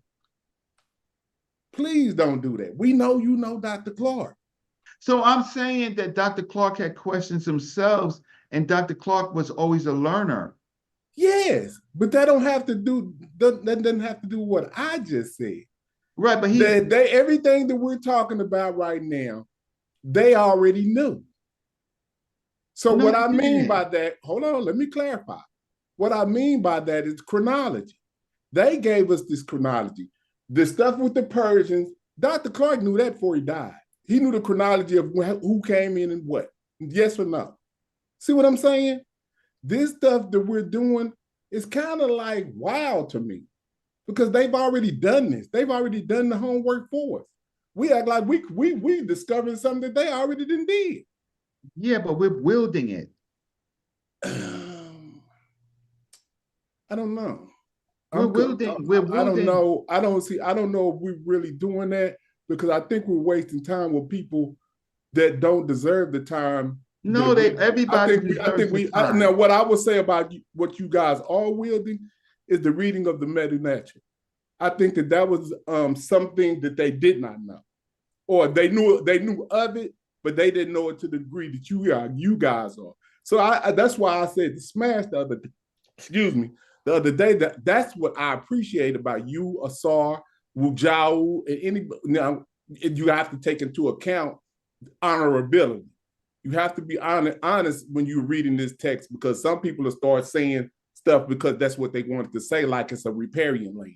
Right. So that confuses the people, and we'll start thinking about that'll have us thinking, can y'all really read this? How can two people that can read the same language come to two different conclusions? But other than that, he's our revered ancestor, right? He's our revered ancestors, and I could say that I love him more, right?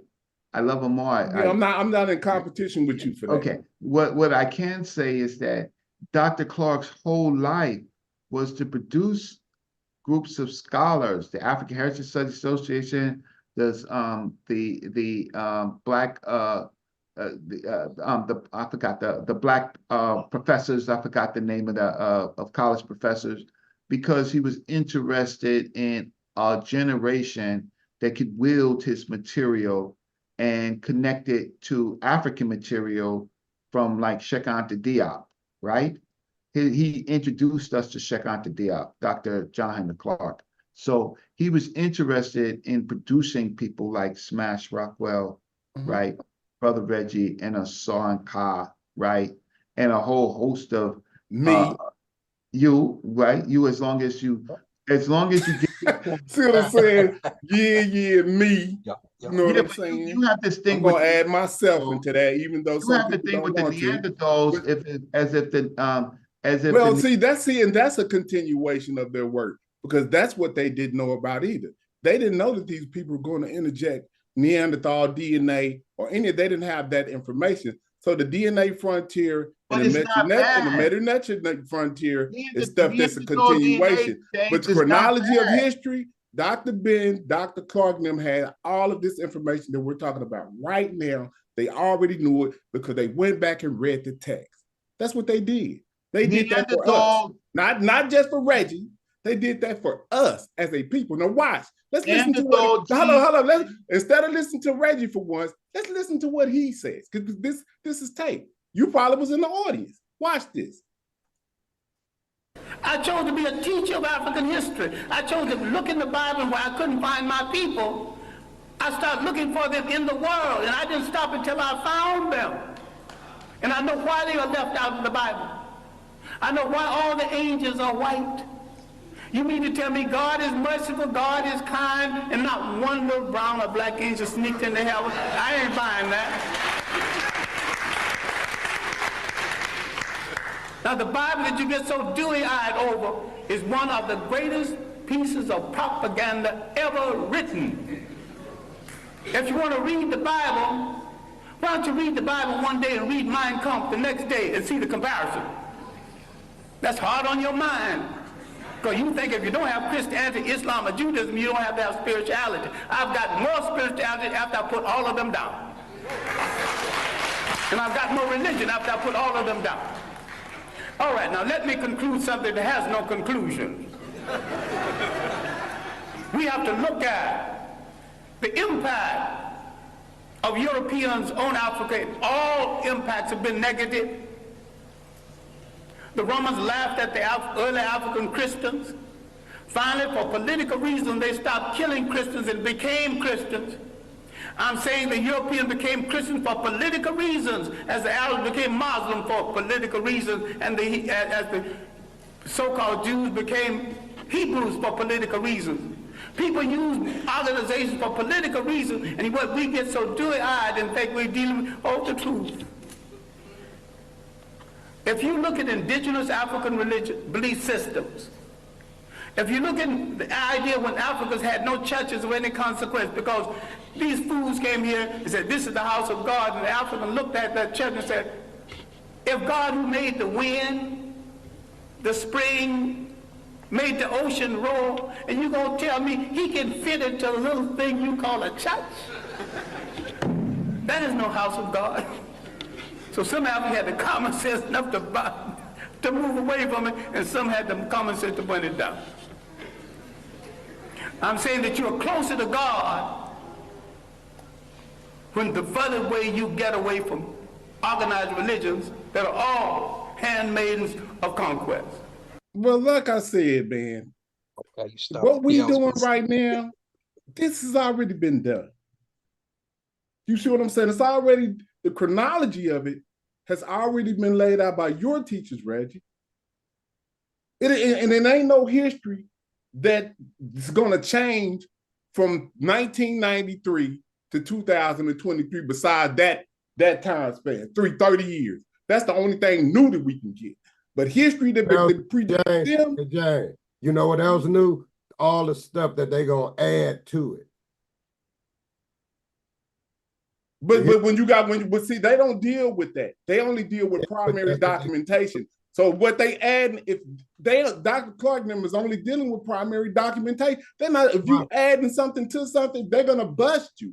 That's why Reggie busts people every day. He uses what they taught him. Hey, James, the Nuwapian Bible, the Awapian, you heard of that? That's already discarded as soon as you said that word. Yeah, but I'm just saying they didn't took a whole bunch of our brothers and sisters and they didn't lined them up in the Uwapian line. Yeah, but you know, you can't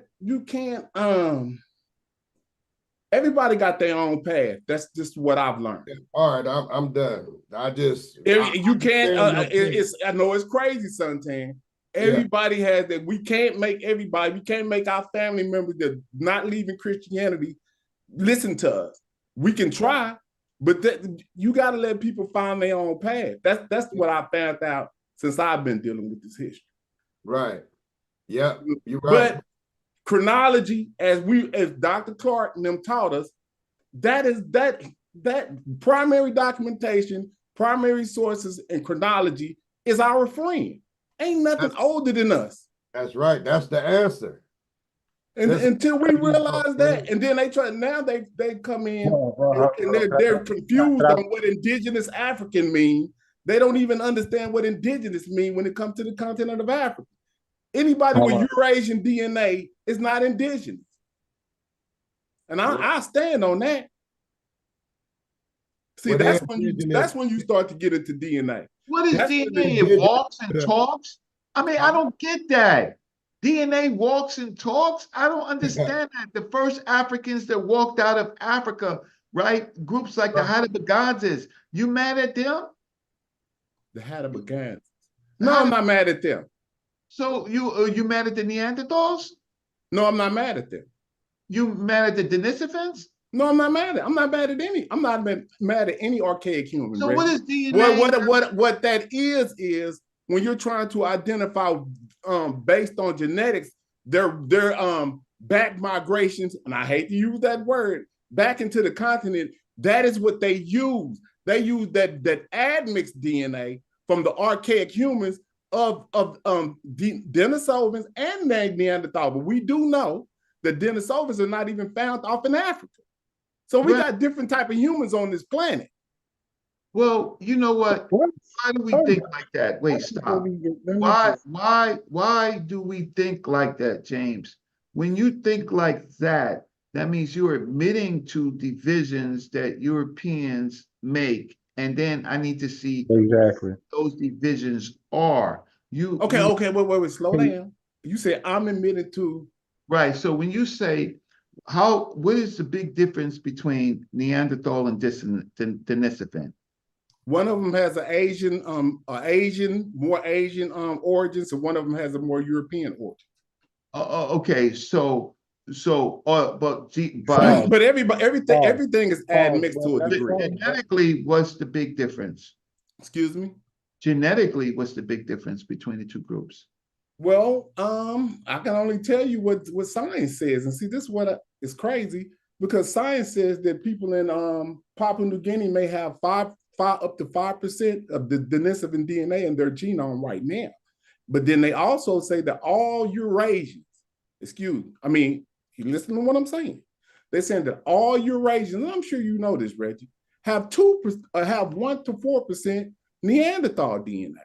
No, wait. Pan-African giant, brother. You can't use. And I didn't even really mean to get into this, but you know what I'm saying. I'm going to stop you real quick, because look, you can't use words that you don't know the definition of. Excuse me. What is a Denisovan? The Denisovan is an archaic human that they found in the Denisovan cave, and I think I would say in more in Asia, if I'm not mistaken. Okay, so they name these archaic humans based on the cave that they find them in. But so they don't know the origin of a Denisovan, bro. Well, they found them often. They do know that they exist off in the genomes of living humans today. They found it. They don't know that. That's like nobody knows where Denisovans come from, bro. To my knowledge. What they do know, watch this. They come, they are archaic humans all throughout Africa and in Eurasia. Eurasia for most people is both Europe and Asia. It's the are they coming from Homo erectus?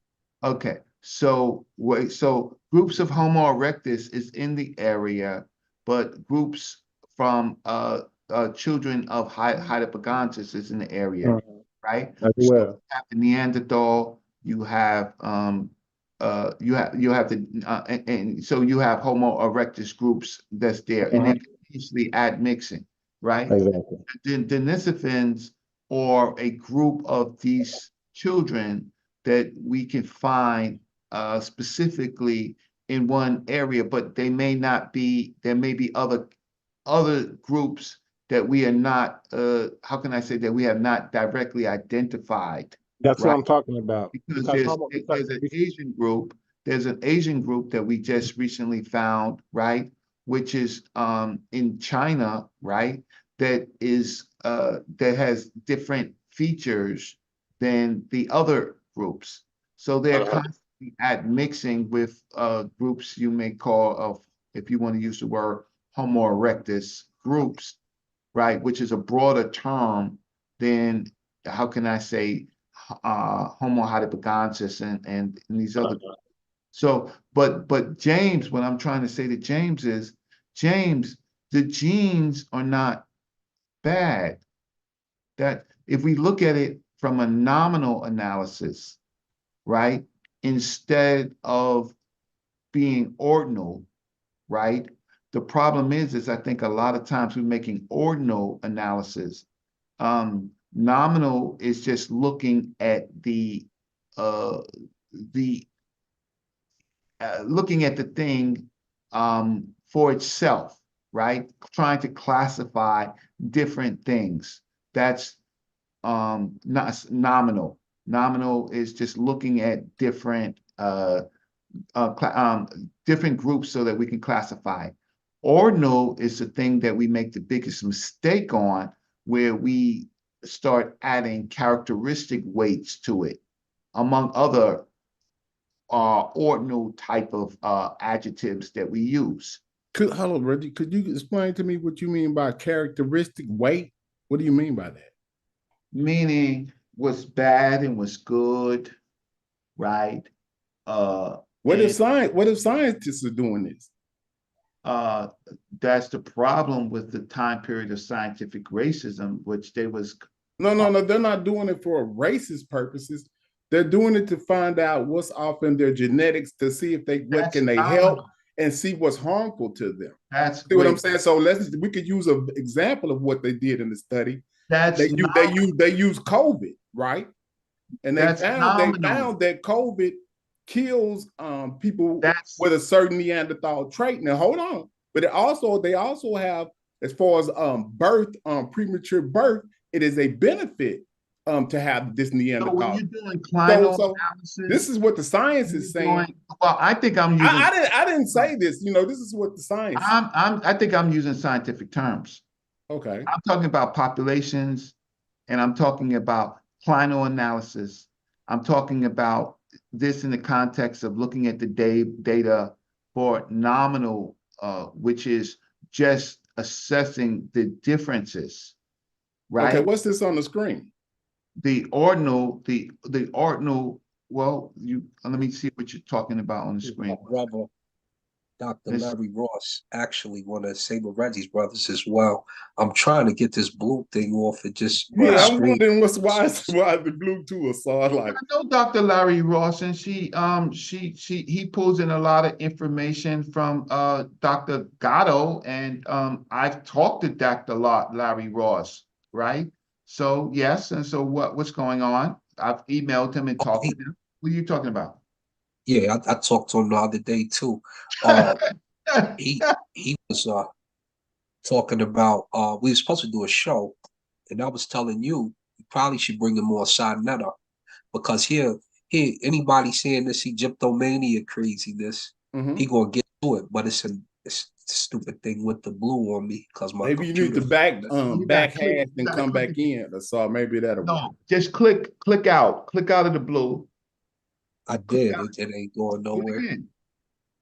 Click on another article and click back. Wait, you just hold up. Yeah, that's what I was saying. You probably should try. Bam, it went right back. Okay, there it stopped. Yeah, okay, you got it now. It's the misrepresentation of Nubians, and now we got to go back to where we were at. I think you might have went down. You need to go down. There it is. Okay. So most of these guys are getting this wrong, right? Here we can see that Egyptomania is at work, which presumes or suggests that contact with the Egyptian race somehow fostered progress or civilization in Nubia. We do the exact opposite. Okay. So we do so when you've already misrepresented the term as it is. Actually, the A group pottery shows more sophistication in its design and variety than the imported Egyptian pottery, but maybe not as hard. A group graves contain the bones of domesticated sheep, goat, and cattle. Therefore, it is rather certain that sedentary and pastoral practices were well underway before trade with Egypt was. There was an increasing number of Egyptian artifacts flowing into Nubia during the Gurzean, a time when Egypt underwent significantly higher levels of stratification and specialization. What if the Egyptian goods were mass produced and cheap by comparison? Like Walmart. Yeah. An ancient Walmart, and they were useful for subsistence. The Egyptians had to trade in order to get exotic products that were not available locally before they had the military power and arrogance to take what they wanted. So you can see that when we're up here and we're showing Nubia as the actual route. The Sudan. Let's not even use it's a transport of Sudan. Yeah, let's Blue right. Nile Let's go all the way there. Let's go there because when we're talking the Sudan and stuff like that, we're totally dispelling the nonsense that you have any Egyptomania going on. We're not saying that, oh, Egypt was the cause of Nubia. We're saying the exact opposite. The Nehesi are the beginnings. This is why we showed you this in the pre-dynastic period. I don't know how many times I got to click a book to get you on deck to show you that the Nehesi start the civilization, and some Libyans were involved. Most of those Libyans were Tibu, the ancient Libyans. They tell you that. Why? Because they find them in the graves. Why do you think that E.A. Wallace Budge said Negro? Anything that looked Nehesi, Negro. Why? Because that's what they finding in the graves. But the Libyan population, the Libyan populations, they were it was so what we're really talking about is the West African populations. The Libyan populations, how can I say, they are communities that we need to think about, but the populations that we're really talking about is the migrating indigenous Africans, right? The earlier deep time of Africans that were migrating. I just want to say about the Nehesi groups, interesting because it's the Nehesi or Nehesi groups. So these are different populations migrating from that deep time of the Green Sahara into that, and they are grouping themselves, and they're thinking differently, right?